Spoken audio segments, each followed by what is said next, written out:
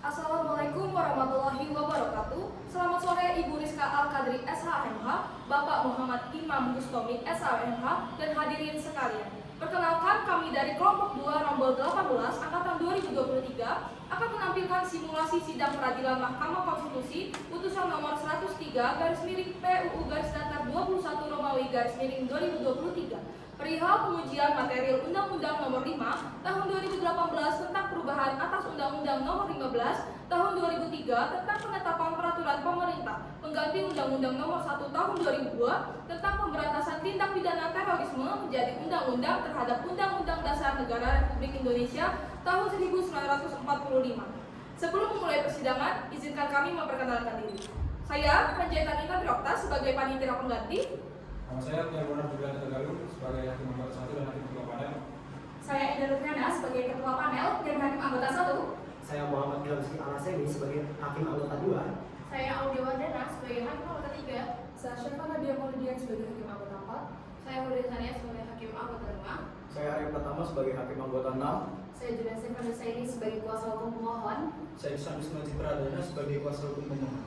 Saya Mas Khairul sebagai dari perwakilan DPR RI. Saya Nadia Yulianti sebagai perwakilan DPR RI. Saya Tania Purnisa sebagai kuasa presiden. Saya Muhammad Purwadi sebagai kuasa presiden.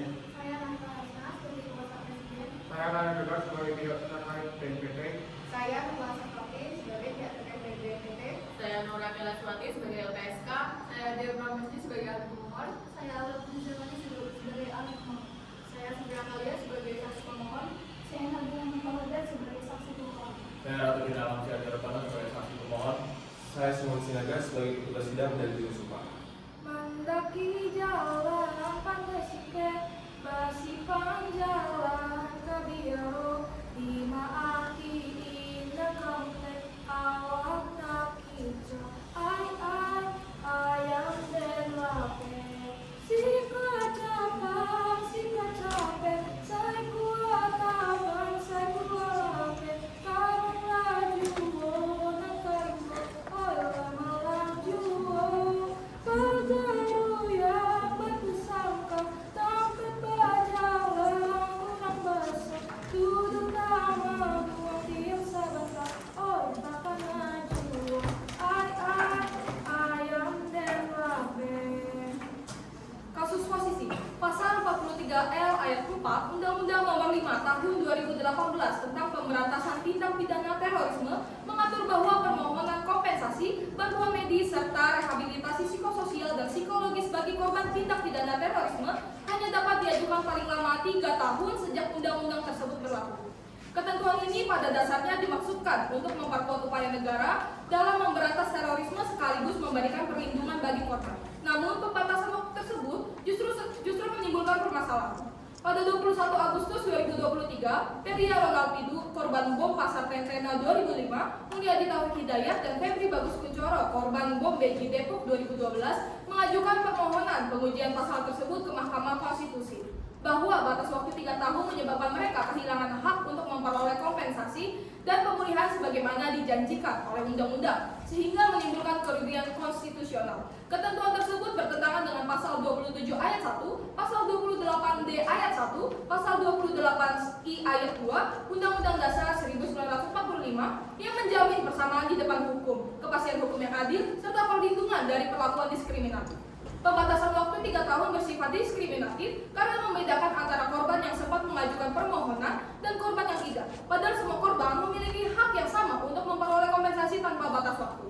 Negara seharusnya bertanggung jawab penuh dan berkelanjutan dalam memberikan perlindungan serta pemulihan bagi seluruh korban tindak pidana terorisme tanpa dibatasi oleh ketentuan administratif yang dapat menghilangkan hak konstitusional tersebut. Demikian kasus posisi yang telah saya bacakan. Selanjutnya saya akan menjelaskan terkait mekanisme persidangan pada tim kami. Nomor 1, dikarenakan adanya keterbatasan waktu tanpa mengurangi substansi dan materi, maka akan ada beberapa bacaan yang disingkat dan dianggap sudah dibacakan. Nomor 2, jeda persidangan akan kami tandai dengan menundukkan kepala. Nomor 3, tata cara persidangan telah kami sesuaikan dengan peraturan Mahkamah Konstitusi nomor 2 tahun 2021 tentang tata cara beracara dalam perkara pengujian undang-undang. Nomor 4, pengambilan sumpah telah kami sesuaikan dengan buku 2 Mahkamah Agung Republik Indonesia. Demikian persidangan dari tim kami. Terima kasih dan selamat menyaksikan.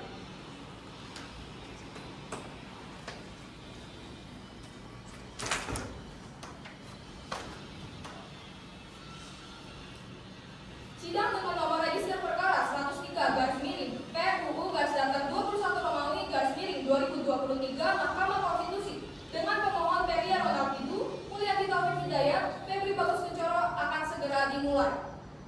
Kuasa hukum pemohon dipersilakan memasuki ruang sidang.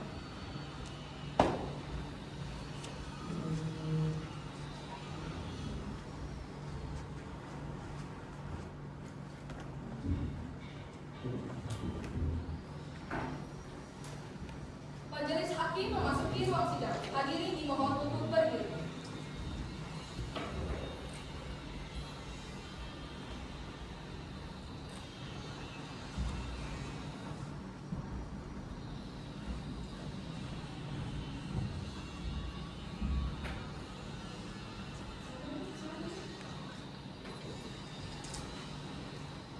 Hadirin dipersilakan untuk duduk kembali.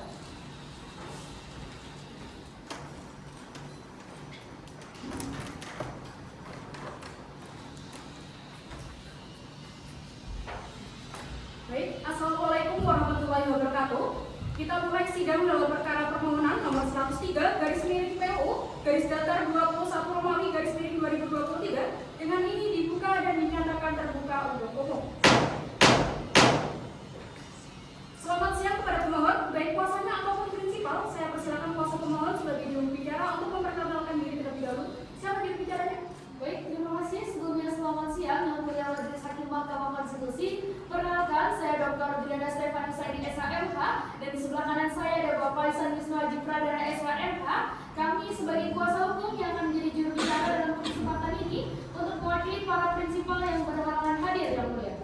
Baik, majelis panel, saya Indah Lutfiana, yang mulia Bapak Watnil dan yang mulia Bapak Persky, mewakili Mahkamah untuk menerima permohonan ini.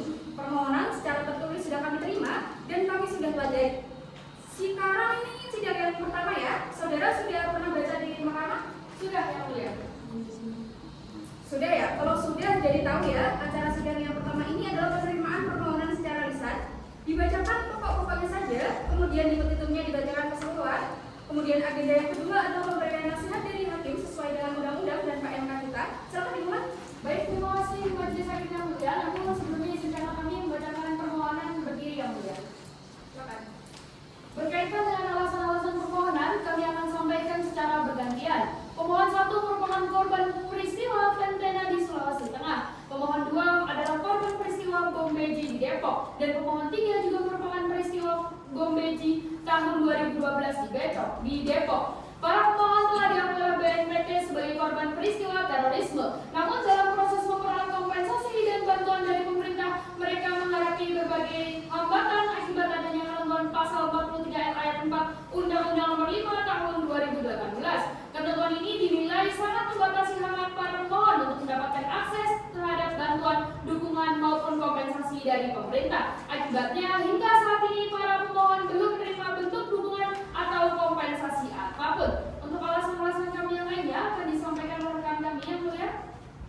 Untuk alasan-alasan permohonan pengujian undang-undang yang mulia terhadap pasal 43 ayat 4 itu dalam permohonan bertentangan dengan Undang-Undang Dasar 1945 secara khusus pasal 27 ayat 1, pasal 28 ayat 1, pasal 28 ayat 2 dan juga bertentangan dengan Undang-Undang Nomor 39 tentang Hak Asasi Manusia secara khusus pasal 3 ayat 2 dan ayat 3. Dan begitu juga yang mulia pasal 43 ini terhadap prinsip-prinsip internasional. Kami dalam permohonan kami berkutip banyak pertentangan dengan bagaimana yang sudah ada dalam kebijakan seperti dalam bukti yang kami tawarkan itu dalam resolusi-resolusi PBB yang dikeluarkan oleh Komisi Internasional yang kami masukkan dalam permohonan kami yang mulia. Di mana poin-poinnya? Dianggap sudah dibacakan saja itu. Baik yang mulia. Baik, izin untuk melanjutkan, ketentuan pasal 43 ayat 4 Undang-Undang Nomor 5 Tahun 2018 dianggap sebagai bentuk diskriminasi terhadap korban tindak pidana terorisme karena membatasi akses mereka untuk memperoleh kompensasi. Berdasarkan pandangan Muladi, korban merupakan individu atau kelompok yang mengalami kerugian fisik, mental, emosional, atau ekonomi akibat tindakan yang melanggar hukum. Sebagai warga negara, korban memiliki hak konstitusional untuk memperoleh perlindungan dan bantuan dari pemerintah, sebagaimana telah dijamin dalam Undang-Undang Perlindungan Saksi dan Korban, yang menegaskan bahwa LPSK bertanggung jawab memberikan perlindungan dan rasa aman bagi korban, termasuk korban terorisme. Namun, penerapan pasal 43 ayat 4 Undang-Undang Nomor 5 Tahun 2018 yang membatasi waktu pengajuan kompensasi hanya dalam jangka waktu 3 tahun sejak undang-undang berlaku, menutup kesempatan bagi korban yang mengajukan setelah batas waktu tersebut. Ketentuan ini bertentangan dengan prinsip keadilan dan tanggung jawab negara terhadap korban terorisme sebagaimana diatur dalam berbagai undang-undang sebelumnya. Akibatnya, banyak korban kehilangan hak untuk mendapatkan pemulihan dan juga kompensasi, sehingga menimbulkan ketidaksetaraan di hadapan hukum serta mencerminkan pengabaian negara terhadap pemohon. Pasal 43 ayat 4 Undang-Undang Nomor 5 Tahun 2018 mengatur bahwa korban tindak pidana terorisme yang peristiwanya terjadi sebelum undang-undang tersebut diundangkan dan belum menerima kompensasi atau bantuan dapat mengajukan permohonan kepada LPSK. Permohonan tersebut harus disertai surat penetapan korban tindak pidana terorisme dari BNPT dan diajukan paling lama 3 tahun sejak undang-undang ini berlaku, yakni sejak 22 Juni 2018. Ketentuan ini berarti bahwa korban yang tidak mengajukan dalam jangka waktu tersebut akan kehilangan hak untuk memperoleh bantuan dan kompensasi yang dijamin oleh undang-undang. Namun, berdasarkan laporan LPSK, ternyata masih banyak korban tindak pidana terorisme yang belum mendapatkan hak atau bantuan dan kompensasi karena keterlambatan pengajuan, keterbatasan waktu, dan kurangnya pemerataan informasi, sehingga menyebabkan sebagian korban tidak mengetahui akan haknya. Hal ini tentunya menimbulkan ketidakadilan dan bertentangan dengan semangat perlindungan hukum yang seharusnya menjamin pemulihan bagi seluruh korban tindak pidana terorisme di Indonesia. Maka, berdasarkan uraian di atas dan bukti-bukti yang sudah diajukan oleh para pemohon, maka para pemohon dalam hal ini memohonkan kepada Majelis Hakim Mahkamah Konstitusi yang berkenan untuk memberikan putusan sebagai berikut. Yang pertama, menerima dan mengabulkan permohonan para pemohon untuk seluruhnya. Yang kedua, menyatakan ketentuan pasal 43 ayat 4 Undang-Undang Nomor 5 Tahun 2018 tentang perubahan atas Undang-Undang Nomor 15 Tahun 2003 tentang pedoman penetapan peraturan pemerintah pengganti Undang-Undang Nomor 1 Tahun 2002 tentang pemberantasan tindak pidana terorisme menjadi undang-undang yang bertentangan dengan Undang-Undang Dasar Negara Republik Indonesia tahun 1945 atau inkonstitusional dan tidak mempunyai kekuatan hukum mengikat. Ketiga, memerintahkan untuk memuat putusan ini di dalam Berita Negara Republik Indonesia sebagaimana mestinya. Atau apabila Majelis Hakim Mahkamah Konstitusi berpendapat lain, mohon putusan yang seadil-adilnya. Demikian Majelis Hakim, terima kasih. Baik, terima kasih kuasa hukum pemohon.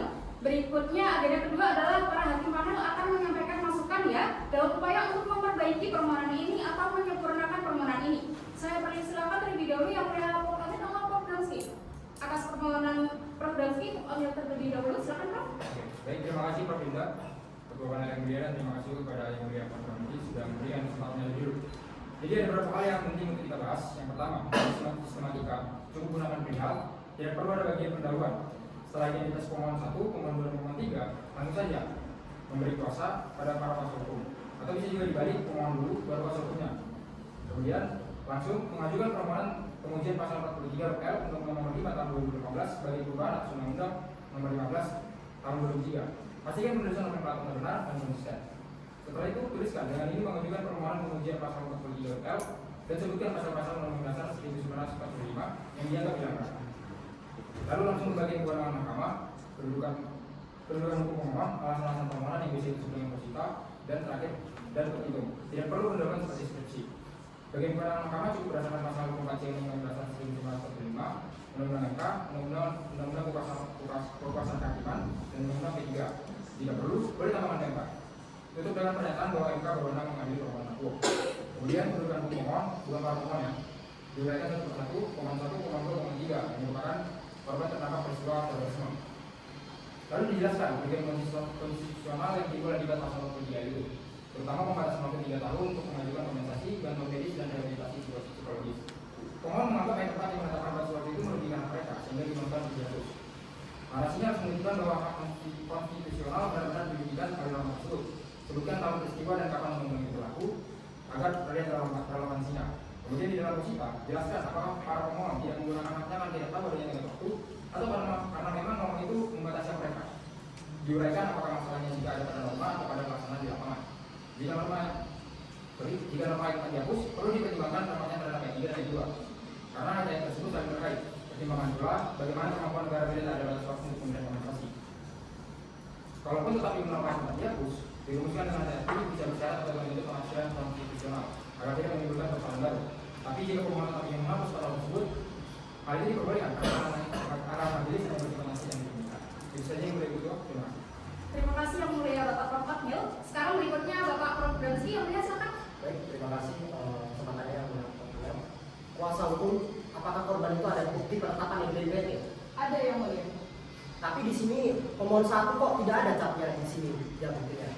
Untuk Peria Rolapi mestinya kan ada capnya dari BNPT. Tolong dicek kembali ya. Ini tolong nanti capnya untuk dilengkapi. Yang resmi surat yang dikeluarkan oleh lembaga itu seperti apa.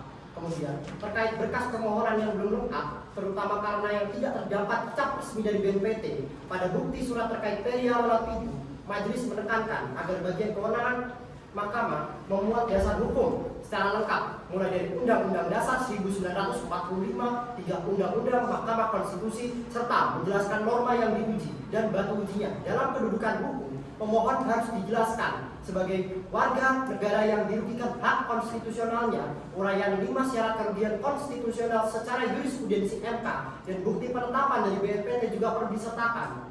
Pada alasan permohonan perlu dijelaskan pertentangan pasal 43 ayat 4 Undang-Undang Terorisme dengan pasal Undang-Undang Dasar 1945 yang relevan. Majelis mengingatkan bahwa batas waktu 3 tahun dimaksudkan untuk kepastian hukum bagi korban. Dan terakhir, redaksi petitum disarankan disederhanakan dengan mempertimbangkan dampak penghapusan pasal terhadap korban sebelum berlakunya Undang-Undang Nomor 5 Tahun 2018. Cukup yang mulia.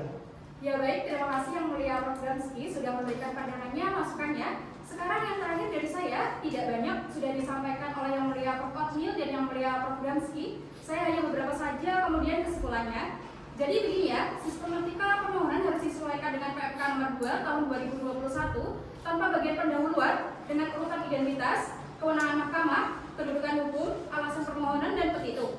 Pada bagian kewenangan, perlu ditambahkan dasar hukum baru, yaitu UU nomor 7 tahun 2020, serta menghapus pasal 50 UMK yang telah dimaknai melalui putusan MK nomor 066/PU/2 Dalam kedudukan hukum perlu dijelaskan kerugian konstitusional sesuai 5 syarat berdasarkan pasal 51 UMK. Pada alasan permohonan harus diuraikan pertentangan pasal 43L ayat 4 UU Terorisme dengan pasal 27 ayat 1, 28D ayat 1, dan 28I ayat 2 UUD 1945 secara normatif, filosofis, dan sosiologis. Instrumen internasional dapat digunakan sebagai penguat narasi, bukan batu uji utama. Di bagian petitum perlu kehati-hatian jika meminta pasal dinyatakan tidak berlaku karena putusan MK bersifat erga omnes dan dapat menimbulkan kekosongan hukum. Ada yang akan disampaikan? Silakan. Cukup ya, baik kalau cukup. Terus Bramski ada tambahan? Cukup yang mulia. Prof. Abdul ada tambahan? Baik, ini dari kita juga sudah cukup. Maka sebelum saya akhiri persidangan ini, ada hal yang harus saya sampaikan sehubungan dengan setelah sidang ini. Maka Anda diberi waktu 14 hari.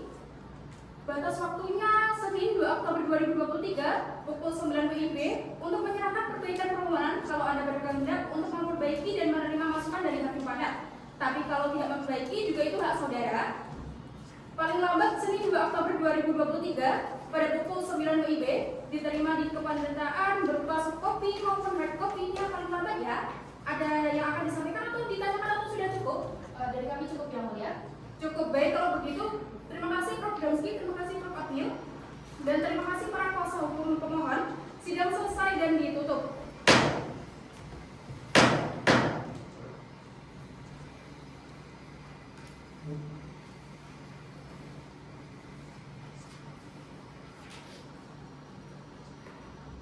Bismillahirrahmanirrahim. Kita mulai ya sidang dalam perkara nomor 103/PU/21 Romawi/2023 dengan ini dibuka dan terbuka untuk umum. Siapa yang hadir silakan memperkenalkan diri. Terima kasih yang mulia. Kami ini dan di sebelah kanan saya ada Bapak Ihsan Yuswadi Pradana. Demikian yang mulia. Oke, baik, 2 orang ya. Baik, ini sidang panel yang kedua, penerimaan perbaikan permohonan secara tertulis sudah kami terima dan diregister pada hari Jumat 29 September 2023 pada pukul 11 WIB. Jadi silakan saudara menyampaikan perbaikan permohonannya saja, apa yang diperbaiki. Kemudian petitum silakan dibacakan secara keseluruhan. Silakan. Baik, terima kasih Majelis Hakim yang mulia. Kami sampaikan bahwa kami sudah berusaha semaksimal mungkin untuk memperbaiki permohonan sebagaimana yang sudah disarankan oleh Majelis Hakim. Pertama, berkaitan dengan pendahuluan, format dan permohonan kami juga sudah menyesuaikan.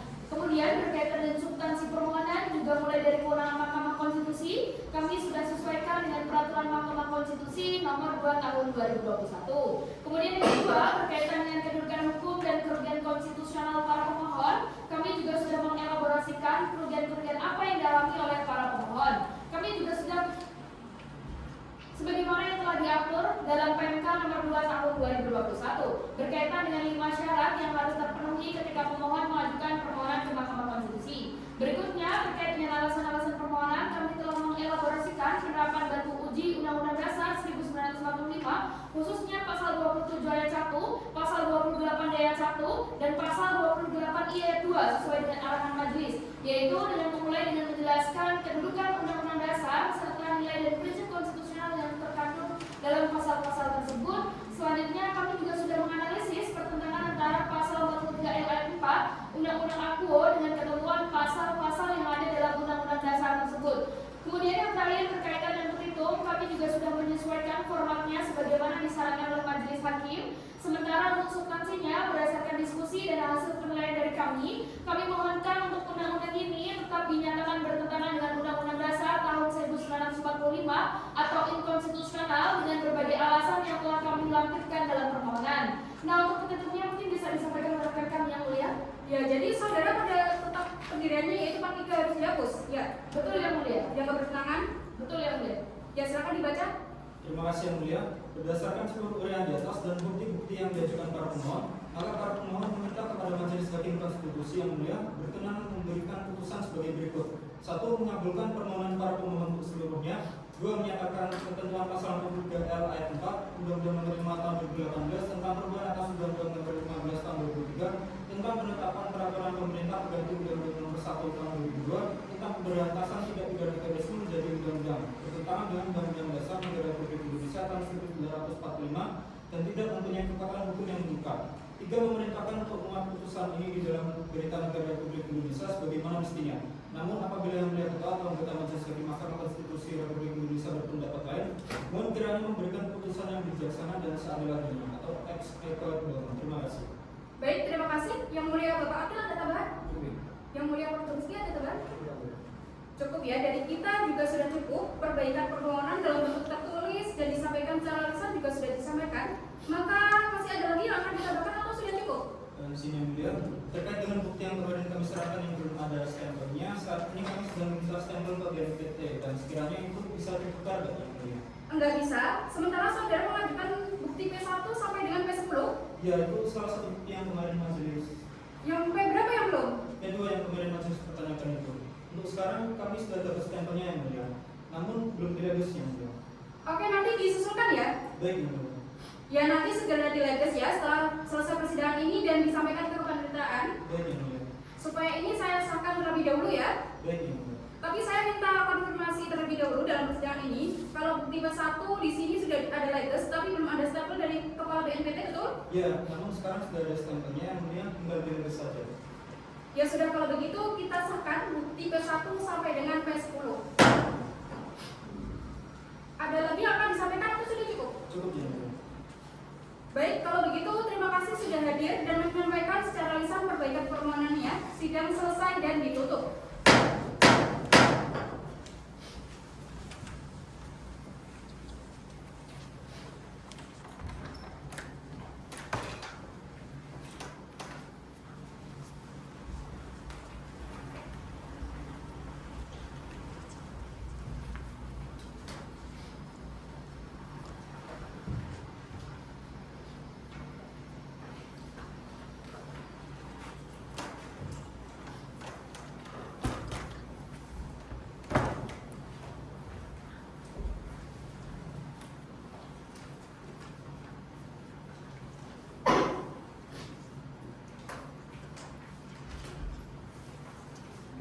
persidangan perkara nomor 103 garis miring PU garis datar 21 Romawi garis miring 2023 dibuka dan persidangan dinyatakan terbuka untuk umum. Selamat siang, salam sejahtera bagi kita sekalian. Diperkenalkan bila dan kawan-kawan. Terima kasih Majelis Hakim, kami dari kuasa hukum pemohon, saya sendiri hadir Bunda Stefan Nusaini, dan di sebelah kanan saya ada Bapak Ihsan Wisnu Haji Pradana sebagai kuasa hukum pemohon. Terima kasih yang mulia. Oke, baik, terima kasih. Dilanjut dari pemerintah. Ya baik, terima kasih yang mulia. Selamat sore, selamat sejahtera untuk kita semua. Dari Bapak Presiden hadir, saya sendiri Mega Lesna. Sebelah kiri saya ada Ibu Yang Mulia Indonesia, kemudian Bapak Muhammad Harun Naji yang mulia. Sekian terima kasih. Dari mana pemerintah? Dari Kejaksaan Agung dan Kementerian Hukum dan HAM yang mulia. Oke, baik. Jadi agenda persidangan hari ini kan seyogianya untuk mendengarkan keterangan Presiden dan DPR. Tapi DPR tidak hadir. Ada keterangan minta penjadwalan ulang. Kepanitiaan juga melaporkan pemerintah belum siap dengan keterangan. Bagaimana sih? Terima kasih yang mulia. Kami dari kuasa Presiden masih mohon penundaan untuk memerlukan waktu untuk yang sesi dalam menyampaikan keterangan Presiden yang mulia. Oke, jadi begitu ya. Jadi kepada para pihak supaya menjadi perhatian karena ini kan substansinya cukup menarik dan pemberitahuan persidangan sebenarnya kan sudah jauh-jauh hari. Oleh karena itu nanti kalau diberi kesempatan untuk mengundang dan kemudian menjadi penundang lagi. Jadi diberi kesempatan sekali lagi, kalau tidak menyampaikan ya kami akan melaksanakannya. Kemudian untuk pemohon dan pemerintah, kepastian untuk penundaan kami akan susun dulu karena ini bergantian dengan penyusunan dari jadwal yang mungkin menumpuk di akhir tahun awal tahun. Tapi nanti kami akan menunggu pemberitahuan yang pantas untuk persidangan selanjutnya, panggilannya terutama pembacaan yang sedia. Jadi ya itu ya. Tapi perkiraannya ya sama dengan perkara sebelumnya antara tanggal 10 atau 11 mungkin bisa dijadwalkan keterangan Presiden dan DPR. Ada pertanyaan?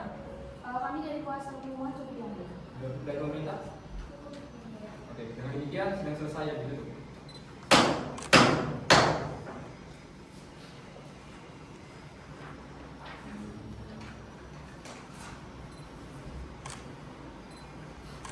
Sudah mulai?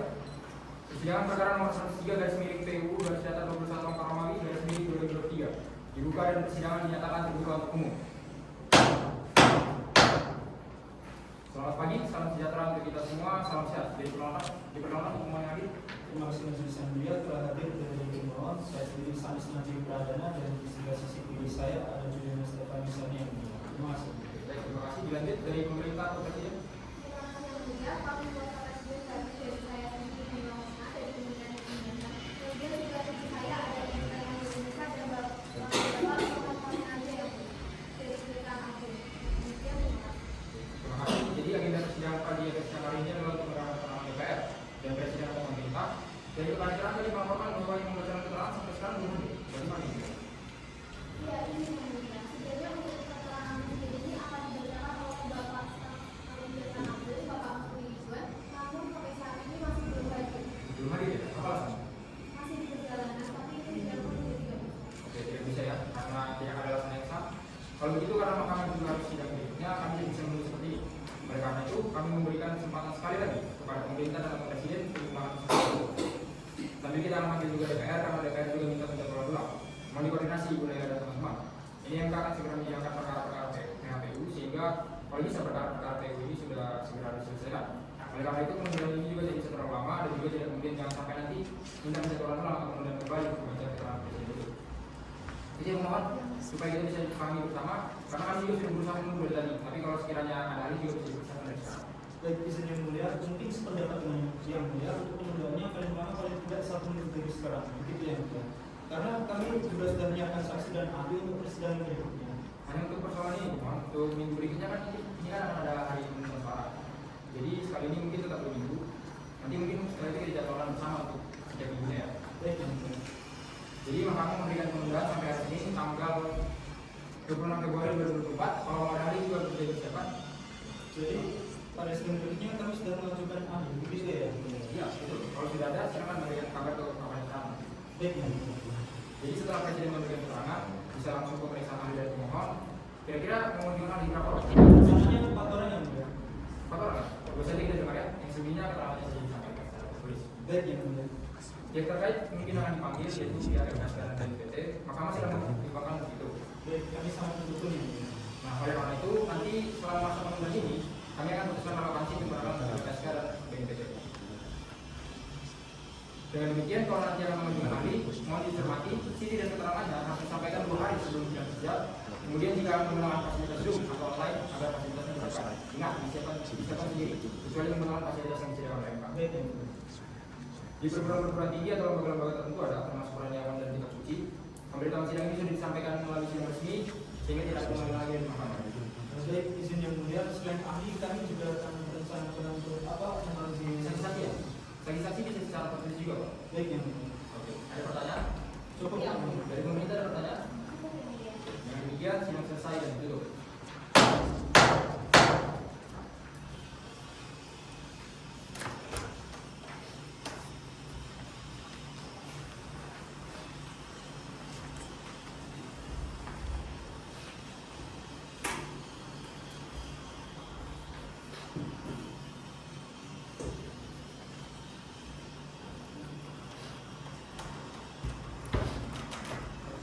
Kita mulai persidangan perkara nomor 103 garis miring PUU garis datar 21 Romawi garis miring 2023 dibuka dan persidangan dinyatakan terbuka untuk umum. Selamat siang, salam sehat, salam sejahtera untuk kita semua. Diperkenalkan untuk pemohon hadir.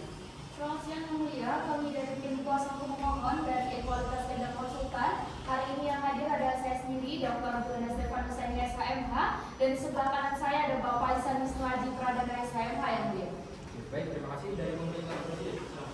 Izin yang mulia, untuk perkara dari pemilihan hadir adalah dari Kelima Agung dan Pemerintah sebagai staf ahli bidang politik keamanan dan penegakan hukum sekaligus akan bacakan tentang presiden. Kemudian Bapak Muhammad Fahrul Nadia, Esos dan dari Kementerian Hukum dan HAM telah hadir saya sendiri Naila Hasna sebagai Direktur Mitigasi Peraturan Perundang-undangan serta Kemudian yang mulia. Oke, baik, terima kasih. Dari pihak terkait dari BNPT dan LPSK juga sudah hadir. Bisa diperkenalkan dari BNPT dulu, silakan. Mohon izin yang mulia, kami dari BNPT, saya Niflas Nisa selaku Direktur Perhubungan. Saya selaku Ketua Hukum Rakyat dan Hakim. Terima kasih dari pihak BNPT dilanjut dari LPSK. silakan. Terima kasih yang mulia, kami dari LPSK, dari Kepala Bidang Hukum dan Kerjasama LPSK, saya sendiri Naura Belasoni, terima kasih yang mulia. Baik, terima kasih kepada Pak Rakyat. Agenda persidangan siang hari ini adalah yang pertama pengenalan keterangan DPR yang sudah benar, tapi DPR masih belum hadir. Kemudian keterangan Presiden dan ahli dari pemohon. Dari pemerintah yang akan memberikan keterangan Ibu Tania Kaulimisa, Safa Ida Sabut. Dipersilakan. Silakan. Baik, terima kasih yang mulia. Assalamualaikum warahmatullahi wabarakatuh. Selamat siang dan salam sejahtera. Yang terhormat yang mulia ketua dan anggota majelis hakim Mahkamah Konstitusi, para pemohon pemerintah dari Presiden serta pihak terkait dari BNPT dan LPSK, saya Tania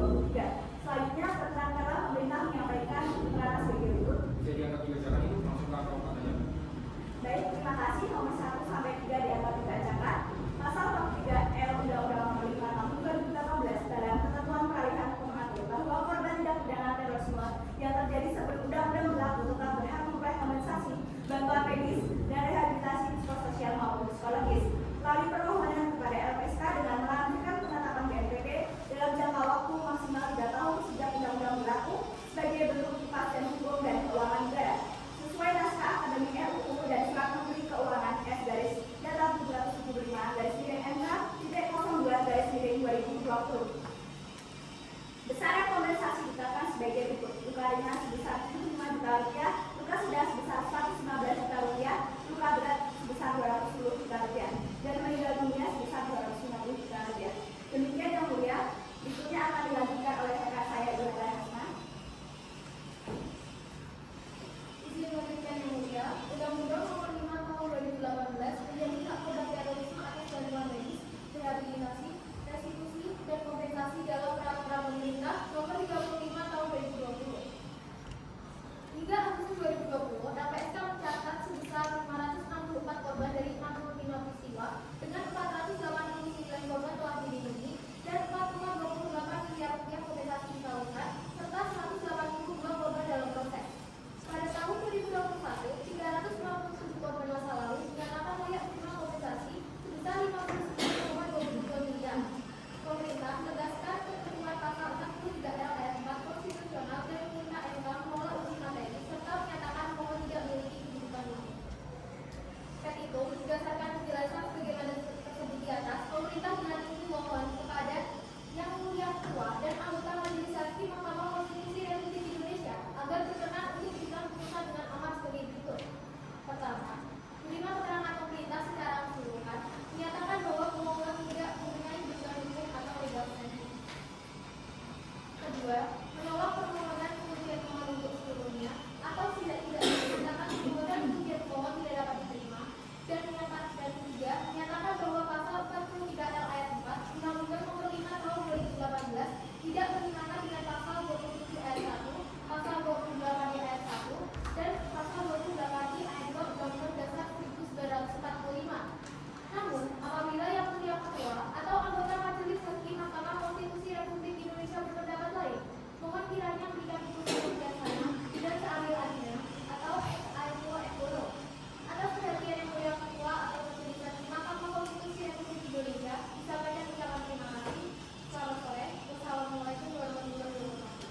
Jakarta, Februari 2024. Hormat kami, kuasa pemohon, Presiden Republik Indonesia, Menteri Hukum dan Hak Asasi Manusia, Yasona Malawi, Jaksa Agung Republik Indonesia, S.K. Burhanuddin. Baik, terima kasih dari pemerintah atas keterangan. Silakan kembali mohon. Siapa dulu yang akan berbicara? Baik, yang mulia, pemohon yang ingin didengar terlebih dahulu ada dari Ibu Ardia yang mulia. Petugas mohon dibantu.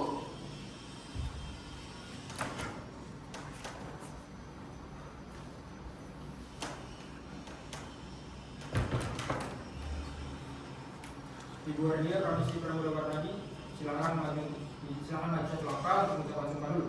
Ibu Ardia beragama Islam yang dipanggil Ibu Kapolri.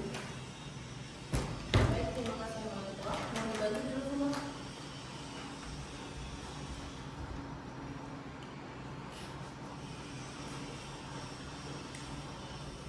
Ibu Ardia Pramesti Pramudia dari SKM, ikutilah maksudnya yang akan saya tuntut menurut agama Islam. Bismillahirrahmanirrahim. Bismillahirrahmanirrahim. Demi Allah, saya bersumpah sebagai ahli, akan memberikan keterangan yang sebenarnya sesuai dengan keahlian saya. Terima kasih Yang Mulia. Silakan Ibu Ardia untuk memberikan keterangannya seperti ini.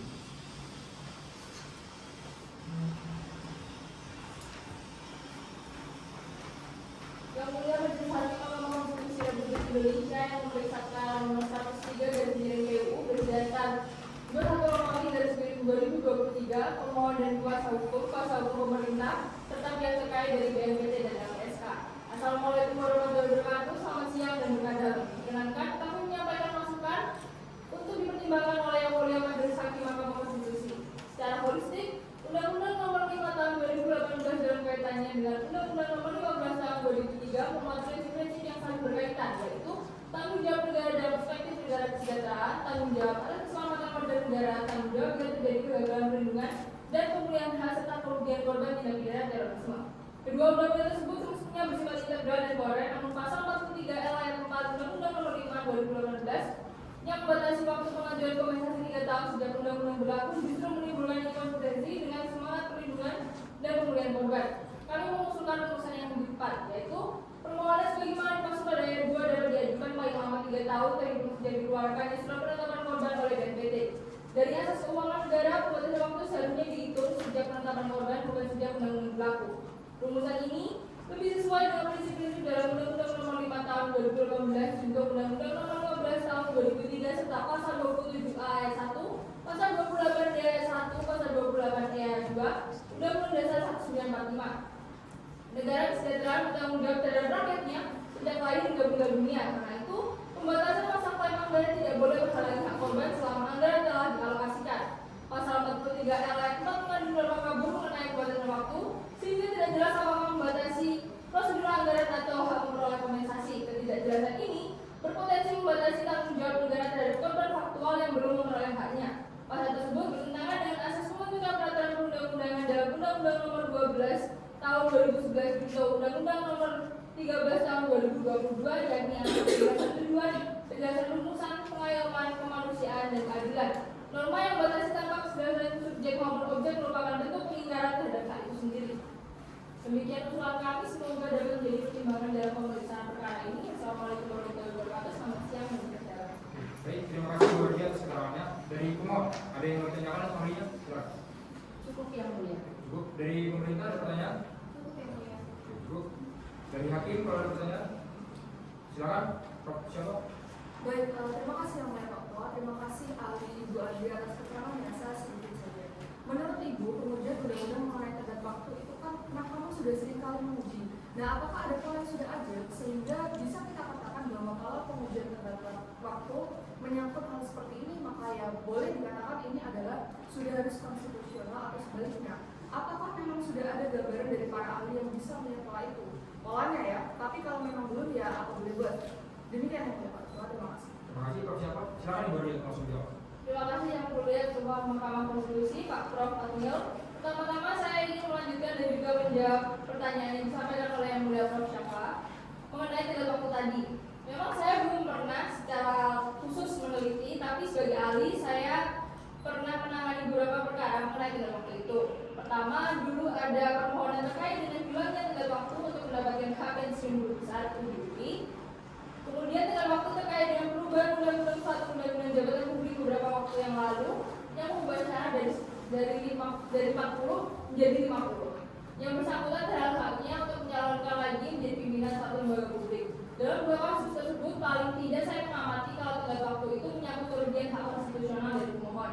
Mahkamah Konstitusi sebelumnya dan juga mungkin ada dalam tim yang sama saat ini cenderung mengabulkan kalau memang itu menyangkut hilangnya hak konstitusional karena tenggat waktu.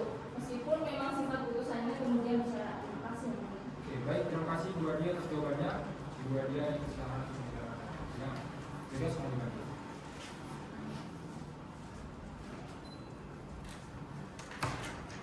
Ahli berikutnya, silakan. Mohon. Kembali berikutnya, selanjutnya ada Ibu Aulia Putri Zawani yang mulia. Petugas mohon dibantu.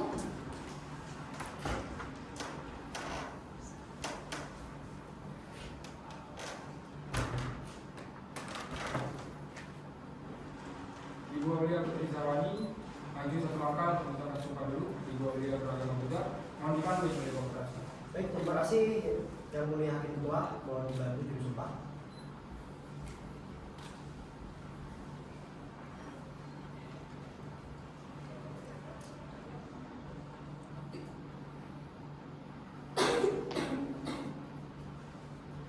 Ibu Dr. Aulia Putri Zawani, ikuti lafal janji yang akan saya tuntut. Dipersilakan berlutut atau berdiri. Dami Sang Hyang Adi Buddha, Demi Sang Hyang Adi Buddha, saya bersumpah saya bersumpah bahwa saya bahwa saya sebagai ahli sebagai ahli akan berpendapat akan berpendapat tentang soal-soal tentang soal-soal yang dikemukakan yang dikemukakan menurut menurut pengetahuan pengetahuan dan keahlian saya dan keahlian saya dengan sebaik-baiknya. dengan sebaik-baiknya.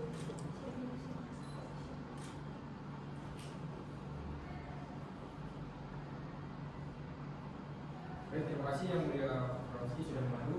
Ibu Aulia silakan memberikan keterangan berikut.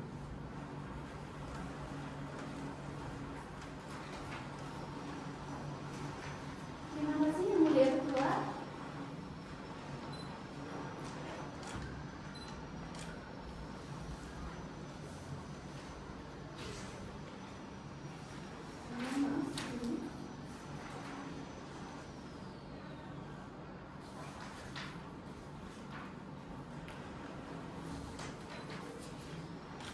Yang Mulia Ketua Mahkamah Konstitusi Republik Indonesia, Yang Mulia Wakil Ketua dan Anggota Majelis Hakim MK, yang terhormat pemerintah, DPR, kuasa hukum dan para prinsipal.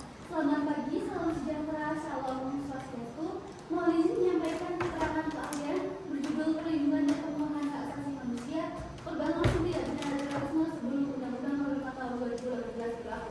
Yang Mulia Majelis Hakim, mengawali keterangan ini saya mengutip Frederick Konsardi bahwa dasar berikutnya as is unwritten law. Hukum tidak dibuat tetapi tumbuh dan berkembang bersama masyarakat. Hukum bersifat historis dan dinamis, bukan produk yang berhenti pada satu waktu.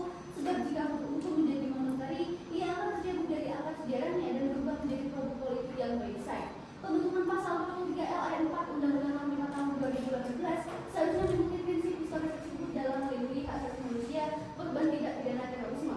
Para pemohon adalah berlangsung sejak diberlakukannya peraturan pemerintah nomor 1 tahun 2002 pada 18 Oktober 2002. Berdasarkan pasal 43 L ayat 1 sampai 3 Undang-Undang Nomor 5 Tahun 2018, mereka berhak atas kompensasi, bantuan medis serta rehabilitasi psikososial dan psikologis. Namun adanya pembatasan waktu 3 tahun untuk pengajuan kompensasi yang berakhir 22 Juni 2021 menghalangi hak para pemohon. Sehingga pasal 43 L ayat 4 secara by design menghentikan kesinambungan hukum yang telah berlaku sejak pasal 36 UU Nomor 15 Tahun 2003 yang memberi hak kompensasi kepada korban atau ahli waris tanpa batas waktu, bahkan berlaku surut sebelum 18 Oktober 2002.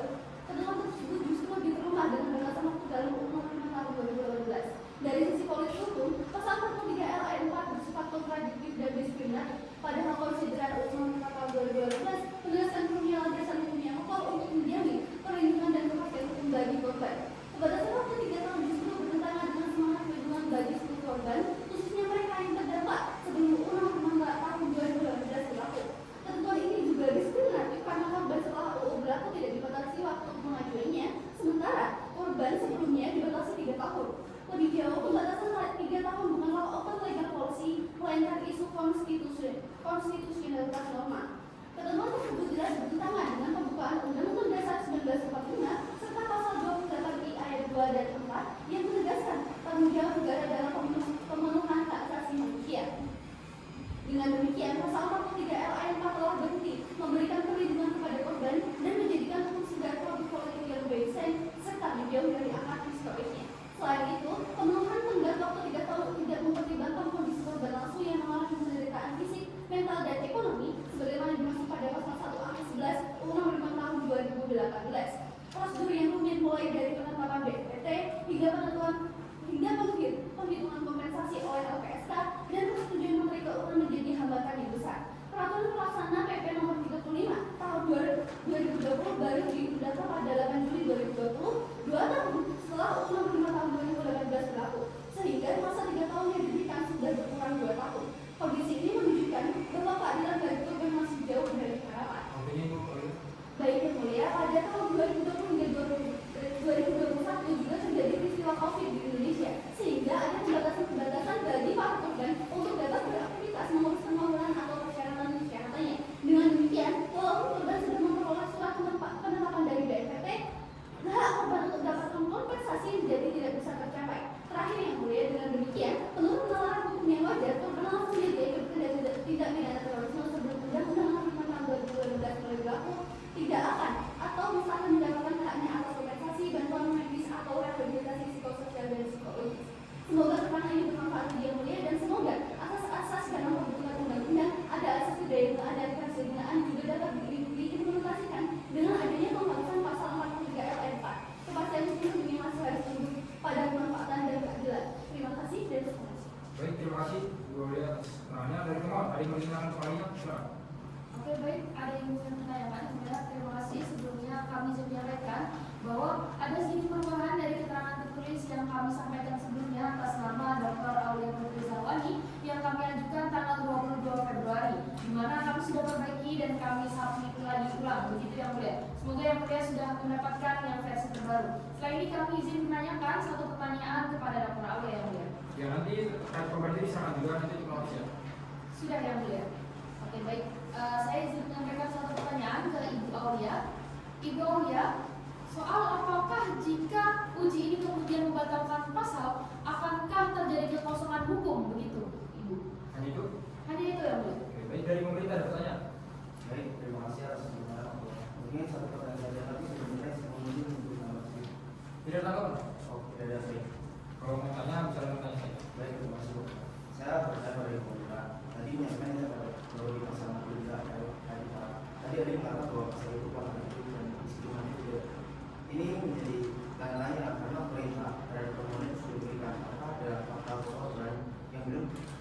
digantikan yang dirugi atau kompensasi sebenarnya disampaikan ahli. Terima kasih. Oke, baik, terima kasih. Dari hakim, kalau ada pertanyaan ke ahli Bu Aulia, Prof. Ida silakan Pak.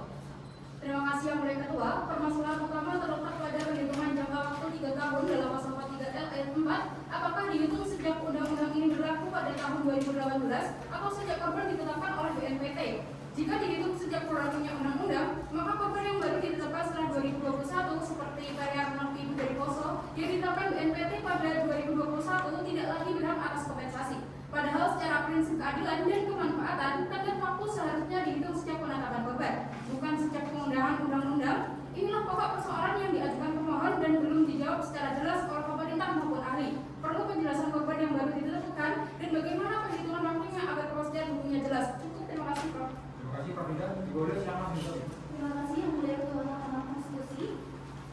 Melalui pertanyaan Yang Mulia Prof. Ida mengenai tenggat waktu, seperti yang sudah dijelaskan oleh ahli sebelumnya Ibu Ardia, hak atas sejatinya melekat pada setiap individu sebagai hak berarti bukan semata karena undang-undang.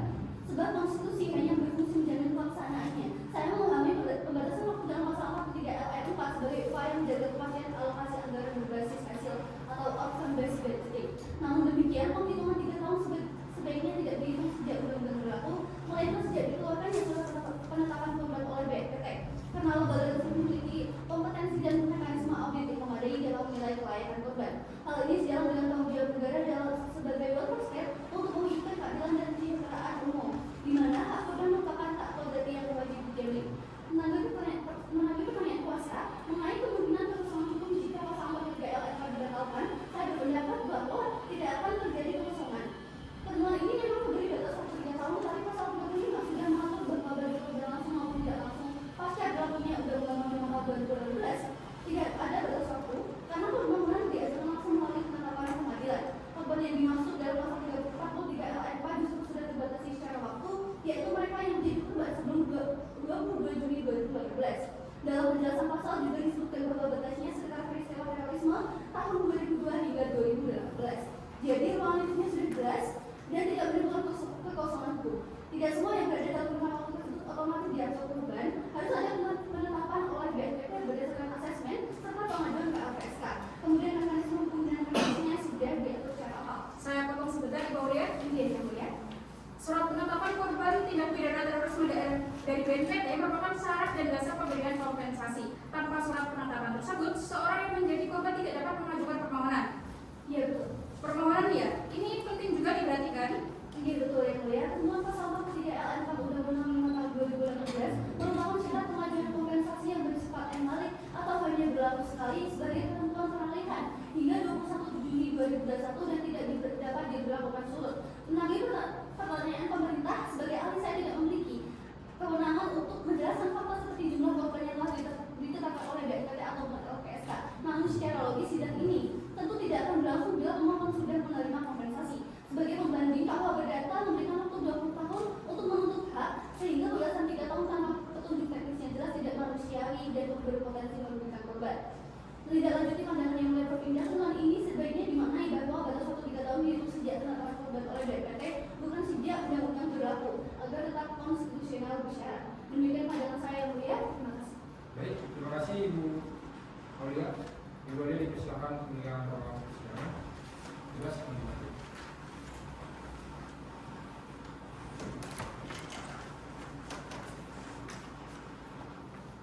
Selanjutnya, dari saya minta tanggapan dari pemerintah dan saya juga jelaskan sedikit juga ya.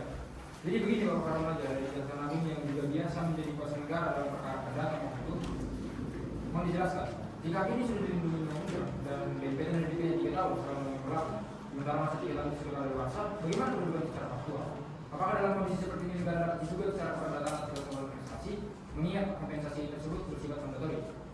Jika gugatan terjadi, biasanya ada proses mediasi di peradilan umum dan bisa saja diselesaikan di tahap karena tidak seperti kita ketahui tarif kompensasinya sudah diatur dengan surat keputusan BNPT sebagai alasan.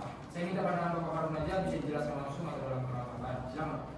Saya terima kasih Pak Ketua dan anggota Majelis Mahkamah Konstitusi bahwa memang mengenai dalam proses itu dicantik benar karena tanggal 7 Juli 2025 kemudian digunakan tanggal 7 Juli dari setelah katakan digunakan mohon maaf dan penasihat tersebut. Kemudian untuk tidak saya juga sudah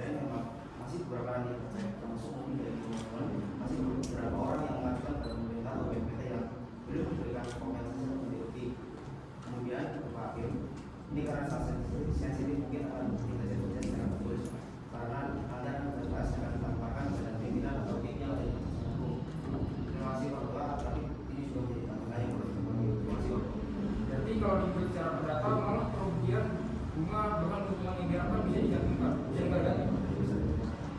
Nah, oleh karena itu bahwa karena saja panjangan tangan dari kejaksaan dari pemerintah bisa kemudian memberikannya secara tertulis. Sebentar Pak Ketua, masih Silakan. saya lanjutkan. Mohon kepada pemohon untuk menyampaikan dan menunjukkan bukti apakah terdapat kasus tindak pidana terorisme yang masih dalam proses peradilan baik di pengadilan negeri, pengadilan tinggi, kasasi maupun peninjauan kembali.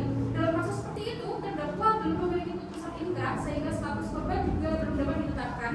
Apabila proses hukum masih berjalan, penetapan sebagai korban tentu belum bisa dilakukan.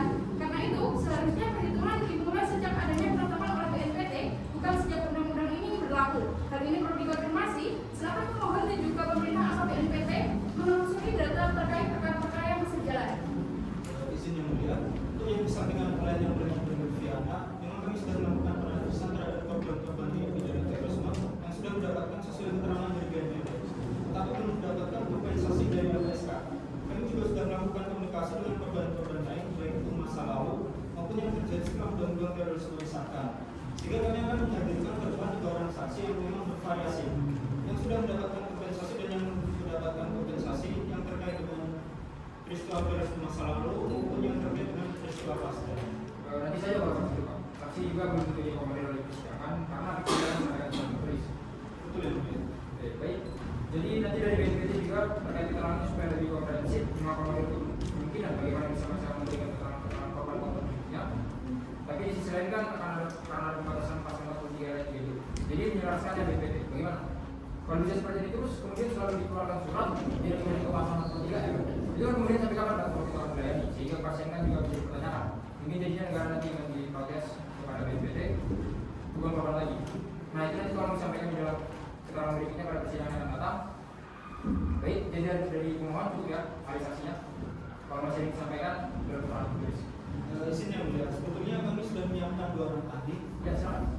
Yang pertama ahli asasi manusia dan yang kedua ahli epidemiologi. Silakan, tapi dia tidak perlu dihadirkan orangnya. Tulis saja. Nanti kesempatan yang sama kami akan melakukan untuk yang lain juga. Izin yang mulia, kalau untuk saksi-saksinya bagaimana yang mulia? Saksi ya. Saksi kalau pengujian normal kan sebenarnya saksi meski pemeriksanya dengan kasus konkret. Itu kan saksi itu sebenarnya masing masing. Kata utama itu kan ada di bawah ahli kalau pengujian normal itu. Betul yang mulia, tapi karena ada situasi yang berbeda yang dialami oleh saksi-saksi korban terorisme dan itu. Saksi saudara berapa? Rencananya 3 yang mulia. 3 ya. Nanti dibawa pada kesempatan terakhir ya. Boleh baik yang mulia. Ahli yang tertulis, sekaligus nanti kita mendengarkan keterangan BNPT, DPR dan LPSK. Pemerintah kan menunjukkan ahli atas satu Pak. Masih Pak, kalau sementara sebagian. Baik, supaya dijadikan pada persidangan yang akan datang ya Pak. Jadi kesempatan persidangan berikutnya adalah di hari Selasa tanggal 5 Maret 2024 pukul 13.30. Agendanya nanti mendengarkan keterangan DPR. Jika DPR berhalangan, dilanjutkan dengan mendengarkan keterangan BNPT dan LPSK. Kemudian ahli dari Presiden 1, 3 saksi dari pemohon. Mudah-mudahan ada kejadian terakhir persidangan kita. Paham ya? Bukan membatasi, silakan, tapi secara tertulis saja. Dengan demikian, sidang selesai dan ditutup.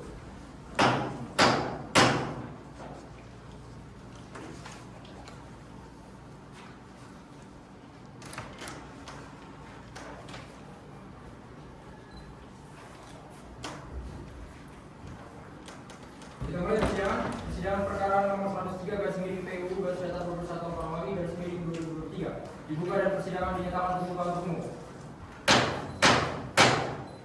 Selamat siang, salam sejahtera untuk kita semua. Diperkenalkan untuk kuasa pemohon yang hadir. Silakan. Baik, kemudian terima kasih. Kami yang hadir dari kuasa pemohon. Saya sendiri ada Julia Stefanus ini dan sebelah kanan saya ada Bapak Isan Subadi Pradana yang mulia. Terima kasih. Terima kasih dari Dewan Perwakilan Rakyat. Silakan. Baik, terima kasih yang mulia. Assalamualaikum warahmatullahi wabarakatuh. Selamat siang dari Polda Metro Jaya.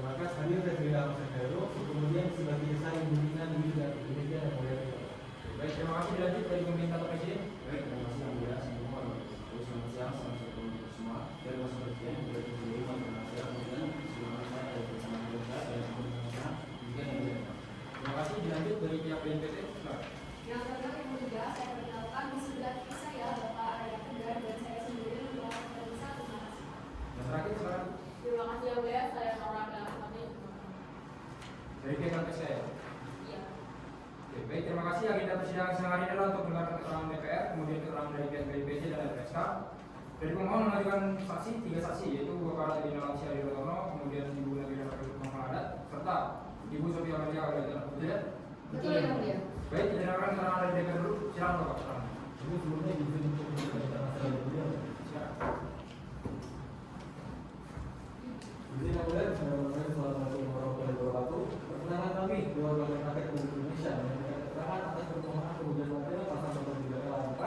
Nomor 5 tahun 2018 terhadap Undang-Undang Dasar Negara Republik Indonesia tahun 1940. Sementara keputusan pimpinan DPR nomor 1 garis DPR garis miring 5 garis miring garis miring 2023 DPR RI berpendapat bahwa peraturan 3 tahun adalah peraturan 3 Undang-Undang nomor 5 tahun 2018 tidak melanggar Undang-Undang 1145 karena berlaku selama korban dan tujuan menjaga integritas, kepastian hukum serta efisiensi anggaran. Penerapan dasar tersebut menunjukkan keberpihakan negara kepada korban terorisme masa lalu. Sementara keputusan tersebut merupakan kebijakan teroris terbuka yang disesuaikan dengan kemampuan negara dengan prinsip kehati-hatian. Berdasarkan asas fiksi hukum, setiap warga negara dianggap telah mengetahui undang-undang berlaku sehingga ketidaktahuan tidak dapat dijadikan alasan dari suatu gugatan. Kesimpulan yang mulia, DPR RI melalui pasal 63L paragraf 4 Nomor 5 tahun 2018 sejalan dengan sifat konstitusi dan merupakan ketentuan matang pembentuk undang-undang untuk memastikan proses hukum setelah tanggung dan terlindungi dan memberikan kompensasi kepada korban terorisme tanpa menghapus hak mereka. Demikian mulai mengenai itu akan dibacakan oleh rakyat. Terima kasih. Yang mulia melanjutkan pembacaan berikut. Yang pertama, menyatakan bahwa para pemohon tidak mempunyai kedudukan hukum atau legal standing sehingga permohonan akuo harus menyatakan tidak dapat diterima atau unfriendly fact law. Yang kedua, menolak permohonan para pemohon untuk seluruhnya atau paling tidak menyatakan permohonan para pemohon tidak dapat diterima. Dan yang ketiga, menerima keterangan DPR RI secara keseluruhan. Yang keempat, menyatakan pasal 43 ayat 4 Undang-Undang Nomor 5 Tahun 2018 tentang penetapan peraturan pemerintah pengganti Undang-Undang Nomor 1 Tahun 2002 tentang pemberantasan tindak pidana terorisme menjadi Undang-Undang atau Lembaran Negara Republik Indonesia Tahun 2018 Nomor 92 Tambahan Lembaran Negara Republik Indonesia Nomor 6216 tidak bertentangan dengan Undang-Undang Dasar Negara Republik Indonesia Tahun 1945 dan tetap memiliki kekuatan hukum tetap. Dan yang kelima, memerintahkan memuat putusan ini dalam Berita Negara Republik Indonesia sebagaimana mestinya. Dan apabila yang mulia majelis hakim Mahkamah Konstitusi berpendapat lain mohon putusan yang saat tadi. Demikian keterangan DPR ini kami sampaikan sebagai bahan pertimbangan yang mulia majelis hakim untuk mengambil putusan. Terima kasih. Wassalamualaikum warahmatullahi wabarakatuh. Terima kasih DPR atas keterangannya. Baik, dilanjutkan kita dengarkan keterangan dari pihak terkait BPT. Silakan. Bismillahirrahmanirrahim. Assalamualaikum warahmatullahi wabarakatuh. Salam sejahtera bagi kita semua yang mulia Ketua Mahkamah Konstitusi, yang mulia Wakil Ketua serta yang mulia Majelis Hakim Konstitusi. Dasar hukum dan kedudukan BNPT yang pertama sesuai pasal 43F Undang-Undang Nomor 5 Tahun 2018, BNPT memiliki fungsi utama dalam bidang penanggulangan terorisme, yaitu 1. Menyusun dan menetapkan kebijakan, strategi serta program nasional. 2. Mengkoordinasikan pelaksanaan kebijakan, strategi dan program nasional. 3. Melaksanakan kesiapsiagaan nasional kontraradikalisasi dan deradikalisasi. Tugas BNPT berdasarkan pasal 4G dianggap sudah dibacakan. Tanggung jawab negara terhadap korban dianggap sudah dibacakan. Sedangkan resolusi pasal 36A ayat 1 merupakan hak korban yang menjadi tanggung jawab pelaku kejahatan, bukan tanggung jawab negara. Intisal proses penetapan korban 1. Dalam pelaksanaannya, proses pembukaan dan penerbitan surat penetapan korban oleh BNPT dilakukan melalui beberapa tahapan utama. Untuk nomor 2 sampai nomor 4 yang sudah dibacakan saja. 5. Terhitung hingga tahun 2023, BNPT selaku pemberi surat penetapan korban masih menerima permohonan surat penetapan korban sejumlah 60 orang. Sedangkan 424 orang lainnya dari 1.144 data korban tersebut di atas belum mengajukan permohonan surat penetapan korban hingga batas waktu yang ditentukan. C. Tahapan pertama identifikasi data dianggap sudah dibacakan. D. Tahapan kedua penerimaan permohonan dianggap sudah dibacakan. Syarat-syarat yang dibacakan itu bisa langsung halaman 17 survei. Siap yang mulia, nomor 17 huruf E. Tahapan ketiga verifikasi dan penilaian. 1. Tahapan verifikasi dan penilaian terdiri dari A. Verifikasi database dan triangulasi sumber data. B. Penilaian dengan metode wawancara melalui BNPT Fitsit atau BNPT Impact. 2. BNPT memverifikasi dan cocokkan data pemohon dengan database serta melakukan triangulasi sumber data untuk memastikan kelayakannya sebagai korban terorisme. 3. Jika berkas persyaratan telah dilengkapi oleh pemohon, BNPT akan mengundang pemohon untuk melakukan wawancara. 4. Tahapan ini akan menentukan apakah pengajuan permohonan surat penetapan korban dapat diterima ataupun ditolak. F. Pada tahap keempat, BNPT melanjutkan surat penetapan atau penolakan korban dan menyampaikan salinannya kepada korban serta LPSK untuk ditindaklanjuti. Oke, baik, bisa langsung ke halaman 20 itu. Sejak Undang-Undang Nomor 5 Tahun 2018 berlaku, pemerintah wajib memberi kompensasi dan bantuan bagi korban terorisme sejak 2002. Namun terkadang kami rekam medis korban di rumah sakit selanjutnya akan dibacakan oleh Terima kasih. Izin dimanjurkan saudara dalam penanganan korban. Pertama, saudara korban dilakukan dengan tidak sinkron antara registrasi keuangan dan dukcapil. Beda nama, secara alamat berbeda dan verifikasi. Kedua, lembaga BNPT masih terbatas karena sejarah para korban baru dibentuk tahun 2017 dengan hanya 7 personel. Ketiga, aturan teknis yang dapat terbit PP nomor 35 tahun 2020 baru disahkan 2 tahun secara UU nomor 35 UU nomor 5 tahun 2017 sehingga waktu pelaksanaan terbatas. Keempat, korban yang sempat di berbagai daerah, berbagai media, dari luar negeri atau meninggal dunia dengan kendala komunikasi yang mengalami sosialisasi. Kelima, sebagian korban belum percaya kepada negara karena sebelumnya lebih sering dibantu lembaga swasta dan baru mengajukan setelah mengambil korban lain menerima kompensasi.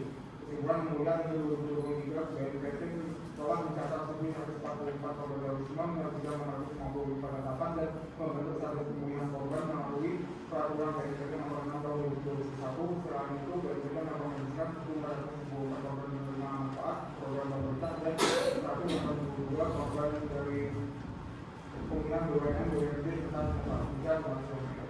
Baik, terima kasih dari pihak BNPT atas keterangannya. Dilanjut silakan dari SK Indra. Assalamualaikum warahmatullahi wabarakatuh. Yang mulia Majelis Hakim Mahkamah Konstitusi, pemenuhan hak korban tindak pidana terorisme pasal sebagaimana diatur dalam pasal 43 ayat 1 Undang-Undang Nomor 5 Tahun 2018 memiliki batas waktu 3 tahun sejak diundangkan. Namun pelaksanaannya tidak dapat dilakukan segera karena korban harus melalui tahapan permohonan ke LPSK berlakukan oleh BNPT persetujuan besaran kompensasi dari Kementerian Keuangan serta menunggu terbitnya peraturan pelaksana sebagai dasar teknis. Rancangan peraturan tersebut telah diajukan sejak September 2018, tetapi baru disahkan pada 8 Juli 2020 menjadi PP nomor 35 tahun 2020 disusul peraturan LPSK nomor 7 tahun 2020 dan persetujuan Kemenku pada 6 September 2020 sehingga korban hanya memiliki waktu efektif sekitar 9 bulan untuk mengajukan kompensasi. Dalam periode singkat tersebut, LPSK tetap melakukan sosialisasi langsung maupun melalui media untuk sebagian korban belum terjangkau karena keterbatasan waktu dari keluarga wilayah Indonesia. Pelaksanaan kompensasi dilakukan melalui 2 tahap pemeriksaan administratif dan substantif untuk memastikan proses berjalan objektif, transparan, dan berkeadilan.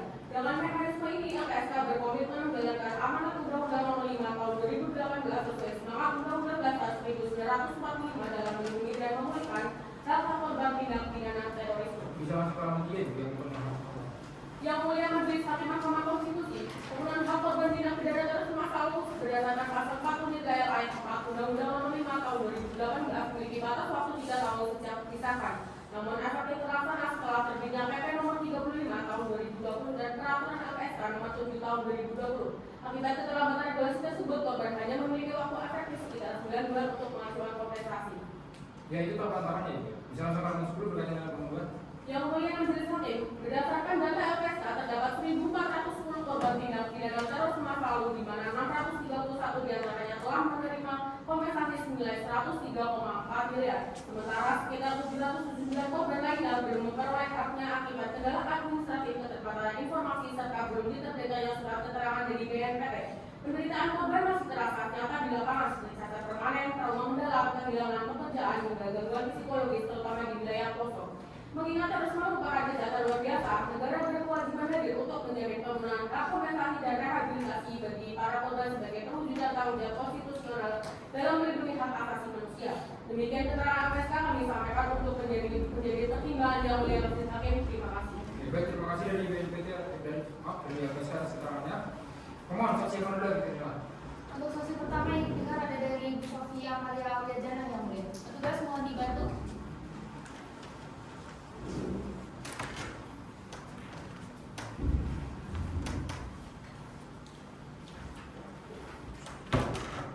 Ibu Sofia Maria, silakan maju satu langkah untuk mengucapkan sumpah dulu sebelum memberikan keterangan. Ibu Sofia Maria beragama Islam, Kapolri membantu untuk menuntun sumpah berdasarkan agama Islam. Terima kasih Bapak. Petugas mohon dibantu.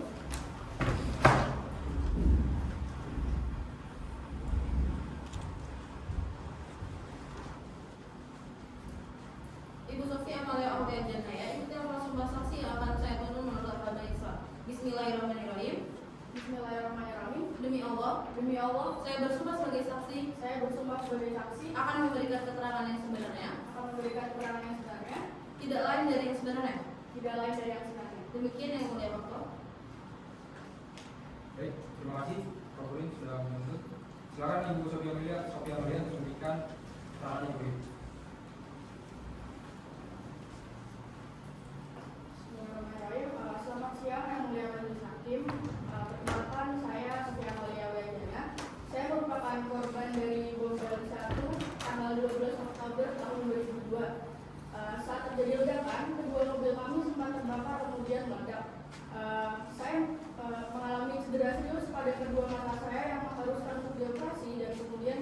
untuk mendapatkan perawatan setiap 2 bulan sekali sampai sekarang ya. 2 teman saya yang lain itu menderita luka bakar parah, tetapi alhamdulillahnya masih selamat. Peristiwa itu tentunya meninggalkan luka fisik dan batin yang mendalam bagi kami. Setiap tahun saya menginisiasi doa perdamaian di Monumen Bom Bali sebagai bentuk janji saya dan juga menjadi koordinator lewat Yayasan Insana Dewata yang menaungi 59 korban dan juga keluarga korban. Kami berusaha untuk mendapatkan perhatian dari pemerintah dan alhamdulillah puji syukur LPSK hadir membantu kami, kemudian menjembatani serta mendukung upaya kami. Kami mengajukan bantuan psikologis, medis dan juga kompensasi. Bantuan psikologis ini sangat berarti bagi trauma yang masih terasa, seperti ketika mencium bau asap yang memicu panik. Kemudian juga bagi keluarga korban yang masih mengalami gangguan mental yang mendalam. Kemudian dalam upaya LPSK ini kami perlahan bangkit meskipun rasa kehilangan dan juga trauma belum sepenuhnya hilang. Kemudian sebelum 12 Oktober tahun lalu, ketika kami sedang melakukan doa perdamaian di Monumen Bali, ada orang yang menelpon saya, kemudian mengaku sebagai korban dari Bom Bali. Kemudian kami bertemu dan saya melihat dokumen dan foto-foto yang beliau bawa. Kemudian saya katakan, baik Pak, saya akan coba komunikasikan ke LPSK.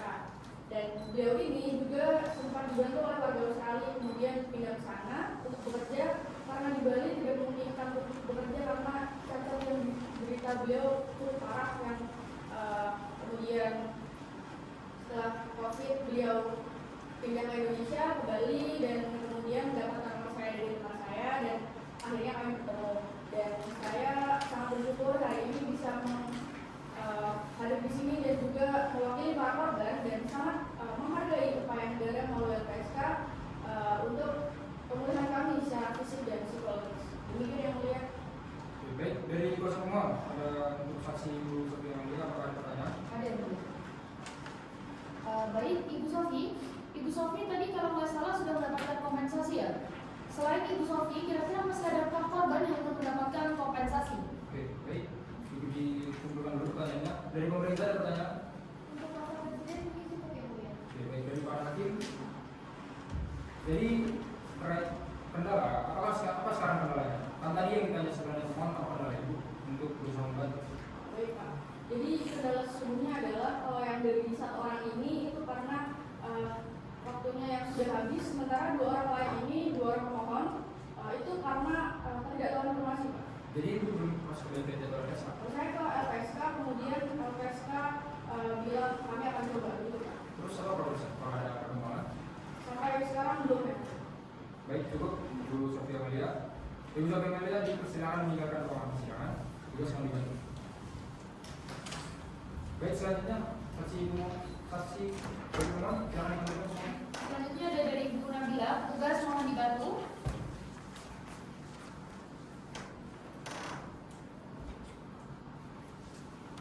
Ibu Nabila silakan maju satu langkah untuk menunjukkan sumpah dulu sebagai keterangan. Ibu Nabila Ragami silakan. Pak Purni silakan dibantu. Terima kasih Bapak Ketua. Petugas mau dibantu.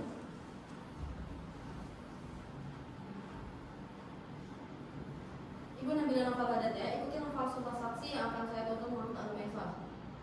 Bismillahirrahmanirrahim. Bismillahirrahmanirrahim. Demi Allah saya bersumpah sebagai saksi Demi Allah saya bersumpah sebagai saksi akan memberikan keterangan yang sebenarnya tidak lain dari yang sebenarnya. Terima kasih yang mulia Pak Ketua. Terima kasih, Pak Purni. Silakan Ibu Nabila untuk memberikan keterangan.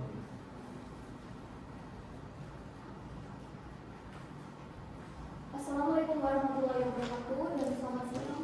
Saya Nabila Nurhalidat, korban bom Terpena 28 Mei 2005. Sampai saat ini saya belum mendapatkan kompensasi dari pemerintah dan masih berobat dengan biaya sendiri. Pada hari kejadian, saya dan suami sedang berjualan di pasar sentral Terpena pada saat bom meledak. Saya melihat keponakan saya terluka parah dan saya membawanya ke rumah sakit. Namun kondisi sangat ramai sehingga saya membawanya pulang ke Salatiga. Saya sendiri terluka parah dan menjalani 2 kali operasi di beberapa rumah sakit. Sampai hari kejadian itu saya kehilangan pencarian dan harus bekerja serabutan. Pada tahun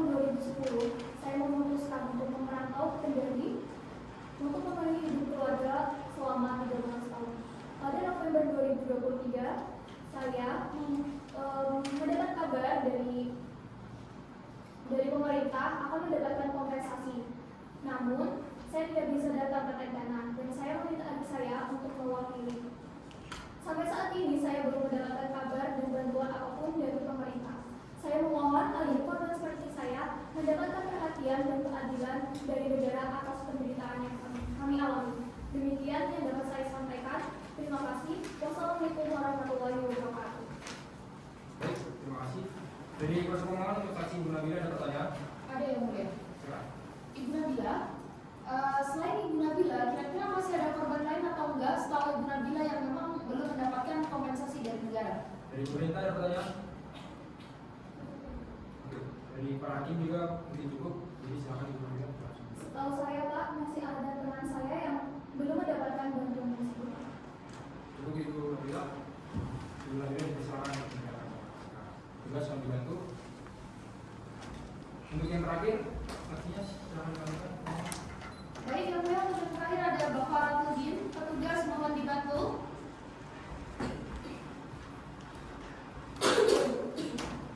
Baik, Bapak Ratudin, salam siang juga. Silakan maju untuk mengucapkan sumpah terlebih dahulu sebelum memberi keterangan. Bapak Ratudin beragama Katolik yang mulia Prof.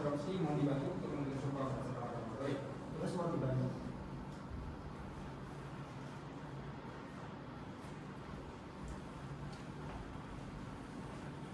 Saksi Bapak Ratudin Alamsyah Adirotono beragama Katolik dan nanti Bapak Ratudin merentangkan jari telunjuk, jari tengah, dan jari manis pada tangan kanan dan tangan kiri di atas Alkitab.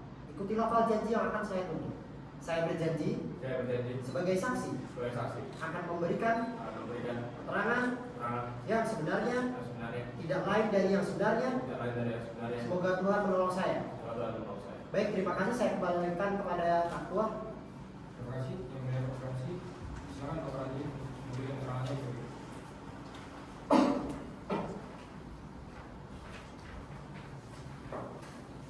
Selamat sore yang mulia, nama saya Ratudin Alamsyah Adirotono, korban bom Maisa Palu 31 Desember 2005. Saya mengalami luka di tangan dan kaki, kemudian istri saya meninggal dunia.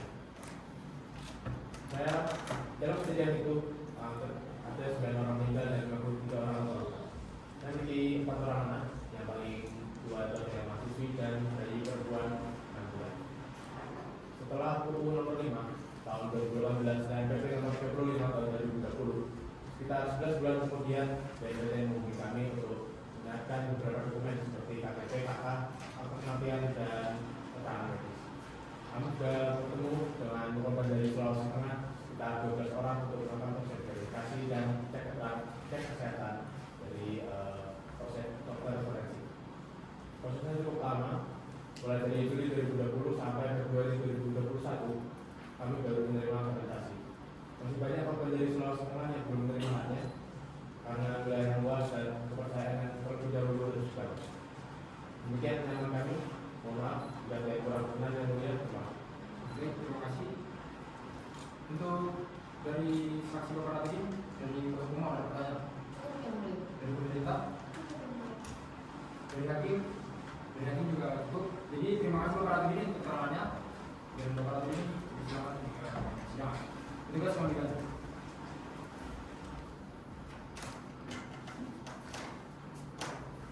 Oke, baik. Selanjutnya dari hakim terkait untuk pendalaman keterangan LPSK, BNPT dan juga DPR. Jadi ada beberapa hal yang perlu didalami. Yang mulia Bapak Arya silakan untuk memberikan pendalaman. Baik, terima kasih yang mulia Pak Ketua. Saya mengapresiasi keterangan dari BNPT, LPSK, dan para pemohon. Saya ingin meminta klarifikasi untuk membantu pengambilan keputusan terkait pemberian kompensasi, restitusi, dan bantuan kepada korban. Yang sebenarnya sudah diatur sejak Undang-Undang Nomor 13 Tahun 2006 dan PP Nomor 44 Tahun 2008. Namun, perlindungan khusus untuk korban terorisme baru diatur secara eksplisit dalam PP Nomor 35 Tahun 2020. Setelah lahirnya Undang-Undang Nomor 5 Tahun 2018, saya ingin tahu apa kendala yang dihadapi sebelum PP 35 2020 sehingga pemberian bantuan kepada korban terorisme sudah dilakukan. Apakah karena anggaran atau faktor lain? Selain itu, mohon dijelaskan bagaimana pengaruh pandemi COVID-19 terhadap pelaksanaan tugas BNPT dan LPSK dalam pemberian perlindungan dan kompensasi kepada korban. Demikian permohonan klarifikasi saya. Terima kasih yang mulia Pak Ketua. Terima kasih yang mulia Prof. Arya. Dilanjut silakan yang mulia Prof. Arya. Terima kasih yang mulia Pak Ketua. Saya ke BNPT dan LPSK ya. Ketentuan peralihan dalam undang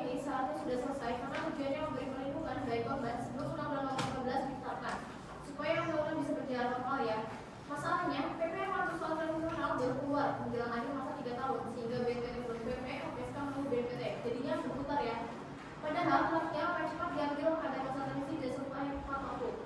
Selain itu, di tahun 2023, BNPT masih menerima surat pertolongan korban. Mohon dijelaskan apakah itu oleh masa lalu dari Pusat Bali atau yang lain. Lebih dari 1.114 korban masih ada 424 yang belum ada permohonan. Kendalanya apa ya? Kita butuh penjelasan dan pembukaan yang jelas agar soal kasus yang ini bisa diselesaikan dan pelaksanaan undang-undang berjalan lancar ke depan. Gitu. Terima kasih. Lanjut, yang mulia Provinda silakan. Terima kasih Yang Mulia Ketua. Setelah mendengar keterangan para saksi, saya ingin menyampaikan beberapa hal. Pasal 3L ayat 4 UU Pemberantasan Terorisme harus dioperasionalkan cepat, akurat, dan adil untuk keadilan korban. Namun kompensasi tak bisa menggantikan penderitaan mereka sepenuhnya. Saya mohon BNPT, khususnya Ibu Nurlah, menjelaskan upaya pencegahan terorisme yang sudah dilakukan negara, bukan hanya penanganan setelah kejadian. Penelitian menunjukkan radikalisme meningkat di kalangan muda dan ada perlakuan terhadap Pancasila. Ini peringatan serius. Mohon BNPT menyampaikan data tentang program deradikalisasi dan langkah antisipatif agar masyarakat tahu bahwa penanggulangan terorisme juga fokus pada pencegahan. Terorisme adalah kejahatan luar biasa yang tak bisa ditoleransi. Negara harus hadir memberikan perlindungan sekaligus mencegah agar kejadian serupa tak terulang. Karena kompensasi tak cukup memerlukan korban. Terima kasih. Terima kasih Yang Mulia Provinda. Kemudian tambahan dari saya. Jadi saya pertama ke Ibu Nurlah Sofasisa dari BNPT. Apakah sampai sekarang masih mengeluarkan surat keterangan korban? Bagaimana sikap BNPT terhadap hukum untuk 3 tahun itu?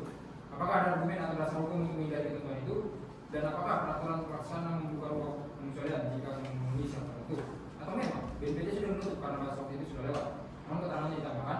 Kemudian termasuk Ibu Nurlah dari pihak LPSK, apakah batas waktu 3 tahun itu menjadi kendala? Meskipun kalau kemajuan tetap bergantung surat dari BNPT, eksekusinya ada di ibu.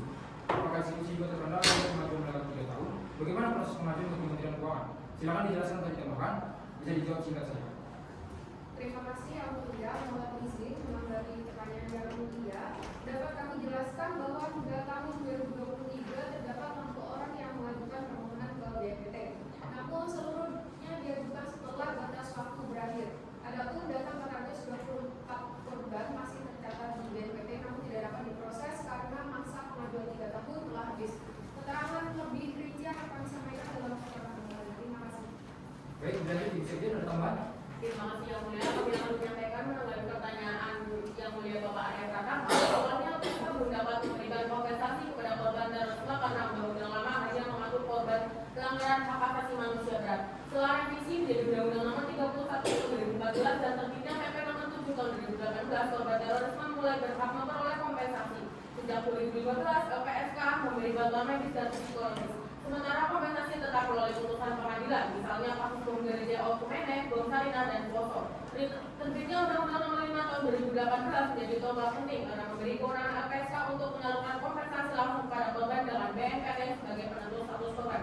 Selama pandemi COVID-19, proses verifikasi dilakukan daring sehingga gelap kendala utama muncul pada besaran kompensasi. Awalnya LPSK mengusulkan 100 juta untuk korban meninggal dan lebih rendah untuk luka-luka. Namun setelah koordinasi dengan BNPT dan Kementerian Keuangan ditetapkan kompensasi baru yakni 250 juta untuk korban meninggal, 210 juta luka berat, 115 juta luka sedang, dan 75 juta luka ringan. Penetapan ini menunjukkan komitmen negara terhadap korban. Sebagai respon pertanyaan Prof. Aulia, percepatan asesmen dilakukan melalui kerjasama langsung antara LPSK dan BNPT agar lebih efisien. Meski pandemi, petugas tetap turun ke lapangan. Dari 366 pegawai LPSK, sekitar 200 sempat terinfeksi karena tetap melakukan pendataan dan verifikasi korban. Demikian penjelasan kami Yang Mulia. Terima kasih. Baik, terima kasih buat tambahan beberapa keterangannya. Dan terima kasih juga kepada para saksi, 3 orang yang sudah hadir. Mudah-mudahan keterangan bisa menjadi pertimbangan hukum dalam putusan nanti.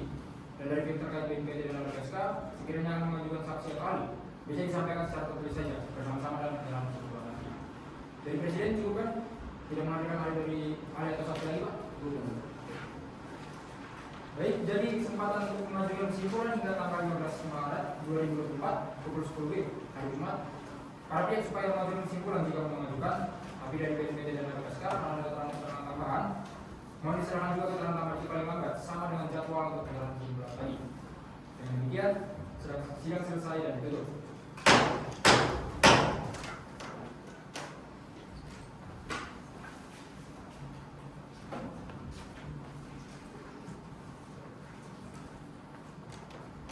Kita mulai. Persidangan dengan agenda pengucapan putusan nomor 103/PUU garis datar 21 Angka Romawi garis miring 2023 dibuka dan persidangan dinyatakan terbuka untuk umum. Selamat pagi, salam sejahtera untuk kita semua. Agenda persidangan pada pagi hari ini adalah untuk pengucapan putusan. Oleh karena itu, ada beberapa hal yang perlu disampaikan sebelum pengucapan putusan dimaksud. Pertama, kami tidak akan lagi memeriksa kehadiran para pihak satu persatu, karena tadi sudah dilakukan pemeriksaan oleh bagian persidangan atau kepaniteraan. Kemudian yang berikutnya, Mahkamah Konstitusi hanya akan membacakan putusan pada bagian-bagian pokoknya saja dan pertimbangan hukum. Kemudian, semua pihak tidak diperkenankan untuk mengajukan usulan, interupsi, menyela pengucapan putusan ataupun dalam bentuk yang lain. Yang terakhir, tidak boleh ada yang alat komunikasi atau jenisnya. Nanti kalau ketahuan petugas, kami akan perintahkan untuk persidangan dikeluarkan dari persidangan. Baik. Putusan nomor 103/PO garis datar 21 Romawi garis miring 2023 demi keadilan berdasarkan ketuhanan yang Maha Esa, Mahkamah Konstitusi Republik Indonesia yang mengadili perkara konstitusi pada tingkat pertama dan terakhir menjatuhkan putusan dalam perkara pengujian Undang-Undang Nomor 5 Tahun 2018 tentang perubahan atas Undang-Undang Nomor 15 Tahun 2003 tentang penetapan peraturan pemerintah pengganti Undang-Undang Nomor 1 Tahun 2002 tentang pemberantasan tindak pidana terorisme menjadi Undang-Undang terhadap Undang-Undang Dasar Negara Republik Indonesia tahun 1945 yang diajukan oleh Karya Renakit pemohon 1, Mulyadi Taufik Hidayat pemohon 2, Febri Bagus Putra pemohon 3 yang memberi kuasa kepada Dr. Juliana Stefani Usaini SMH dan kawan-kawan selanjutnya disebut sebagai para pemohon. Membaca permohonan para pemohon, mendengar keterangan para pemohon, memeriksa bukti para pemohon dan seterusnya dianggap dibacakan. Bagian duduk perkara dianggap dibacakan, menimbang bahwa untuk mempersingkat perkara dalam putusan ini segala sesuatu yang terjadi di persidangan merujuk pada berita acara persidangan dan masalah persidangan yang lapangan atau kesalahannya tidak terpisahkan dalam putusan ini. Pertimbangan hukum, kewenangan Mahkamah berwenang untuk menangani permohonan akuo. Kedudukan hukum pemohon, para pemohon memiliki kedudukan hukum, menimbang bahwa oleh karena Mahkamah berwenang mengadili permohonan akuo dan para pemohon memiliki kedudukan hukum untuk mengajukan permohonan akuo, Mahkamah selanjutnya mempertimbangkan pokok permohonan.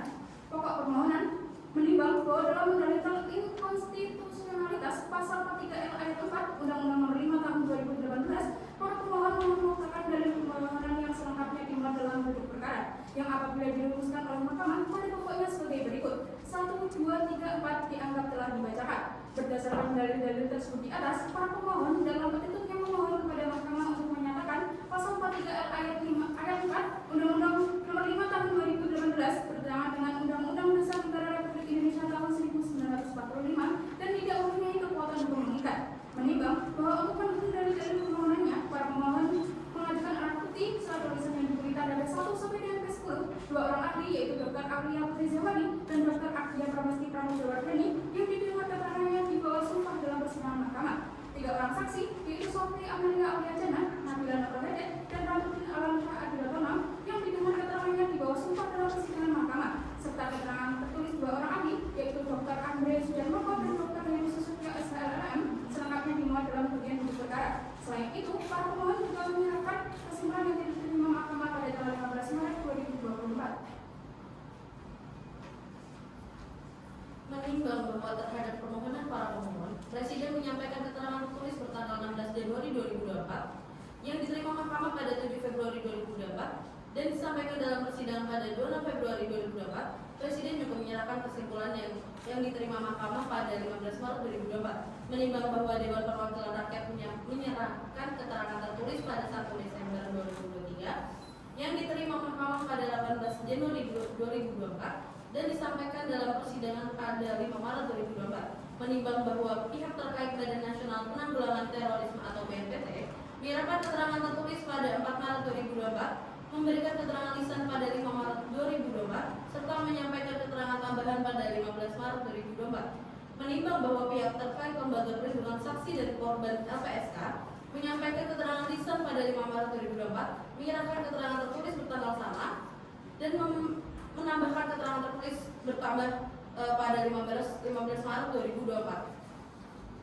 Mahkamah telah membaca dan memeriksa seluruh keterangan dari para pemohon, Presiden, DPR, BNPT, dan LPSK, termasuk keterangan ahli, bukti surat, saksi, serta kesimpulan para pihak. Isu konstitusionalitas yang harus dijawab Mahkamah adalah apakah 43L ayat 4 Undang-Undang 5 Tahun 2018 tentang batas waktu 3 tahun untuk permohonan kompensasi bantuan medis atau rehabilitasi menimbulkan ketidakpastian hukum yang adil dan diskriminatif sehingga bertentangan dengan UUD 1945.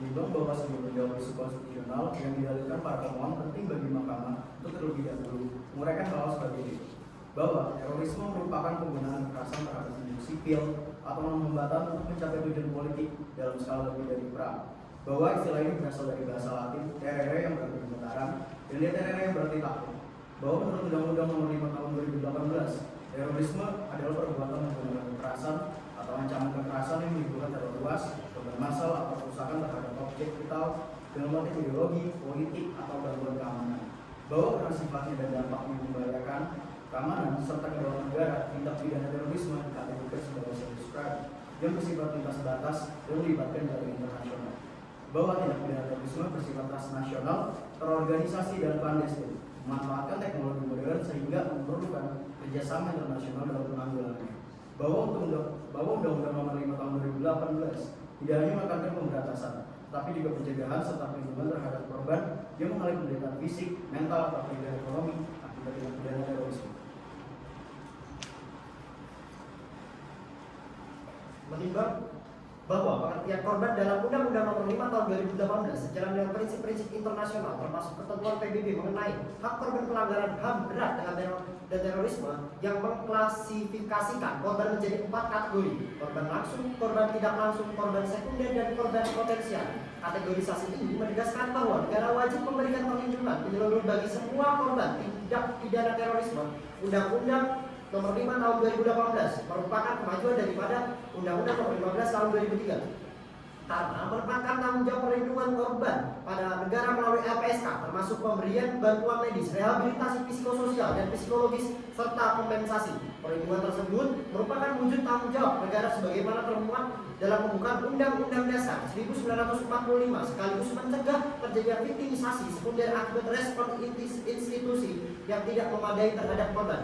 Mahkamah menilai bahwa pasal 43 L ayat 4 Undang-Undang Nomor 5 Tahun 2018 membatasi pemberian kompensasi hanya bagi korban bom Bali dengan jangka waktu 3 tahun sejak 22 Juni tahun 2018. Namun pelaksanaannya tertunda karena peraturan pemerintah baru terbit 2 tahun kemudian melalui PP Nomor 35 Tahun 2020. Akibat keterlambatan ini, hak konstitusional korban terorisme masa lalu tidak segera terpenuhi sebagaimana menjadi tanggung jawab negara.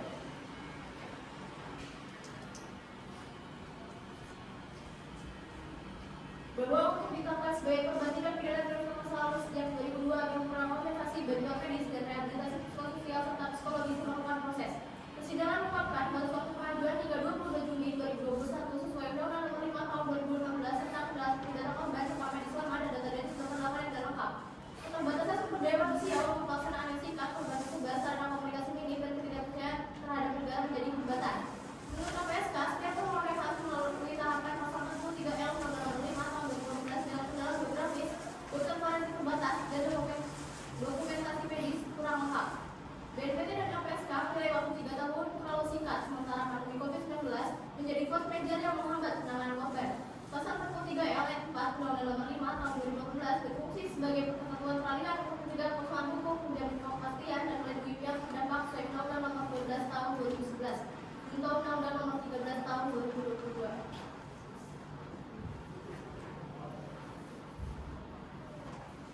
Bahwa perlindungan terhadap korban tindak pidana terorisme sebelum Undang-Undang Nomor 5 Tahun 2018 harus sejalan dengan ketentuan peralihan.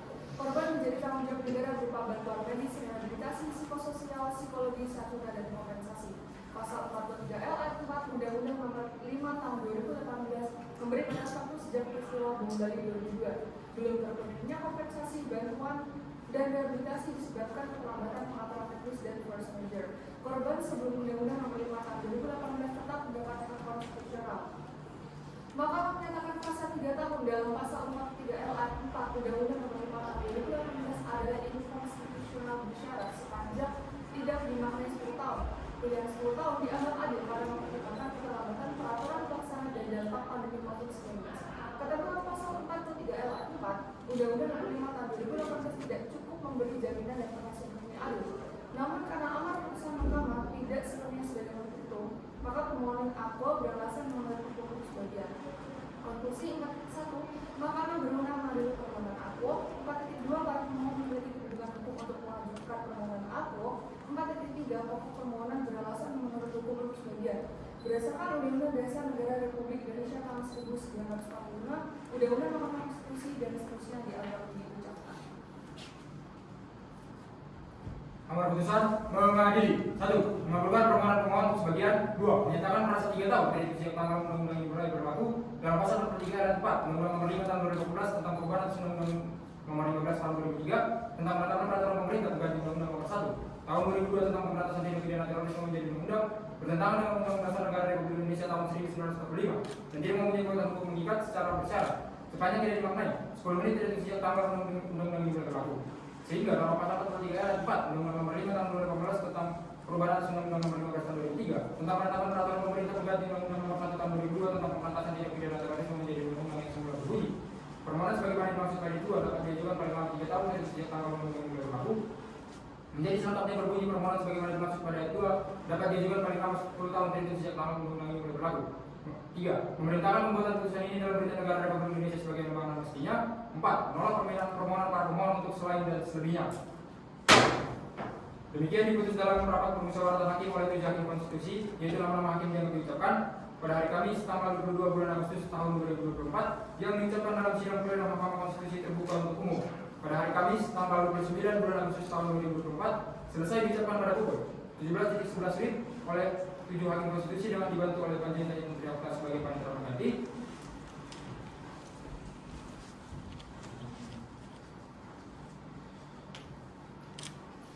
Serta dihadiri oleh para pemohon atau kuasanya, Dewan Perwakilan Rakyat atau yang mewakili, Presiden atau yang mewakili, pihak terkait BNPT dan pihak terkait LPSK. Demikian kuasa hukum para pemohon, pihak pemerintah dan DPR serta pihak terkait. Pengucapan putusan sebagaimana disampaikan di awal persidangan bahwa salinan putusan akan dikirim kepada para pihak melalui email masing-masing. Setelah pengucapan putusan ini selesai atau selambat-lambatnya 3 hari kerja setelah persidangan ini ditutup. Terima kasih, sidang selesai dan ditutup. Sidang dengan nomor register perkara 103-PUU-Datar 21 Mahkamah Konstitusi dengan pemohon Periano Narbidu, Mulyadi Taufik Hidayat, Febri Bagus Kucoro telah selesai. Majelis hakim meninggalkan ruang sidang. Hadirin dimohon untuk berdiri.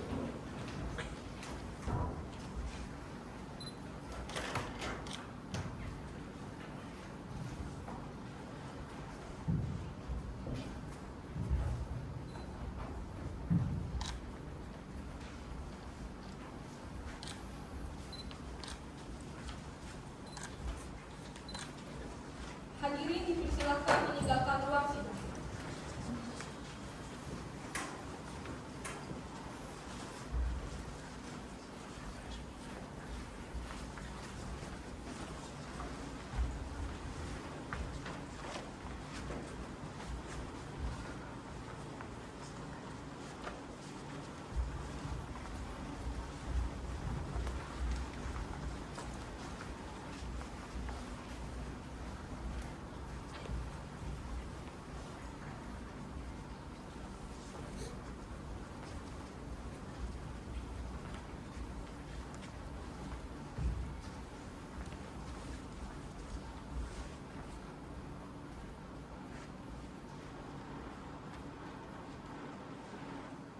Sekian simulasi sidang peradilan Mahkamah Konstitusi dari kelompok kami. Mohon maaf apabila terdapat kekurangan dan kekhilafan. Terima kasih. Wassalamualaikum warahmatullahi wabarakatuh. Waalaikumsalam warahmatullahi wabarakatuh.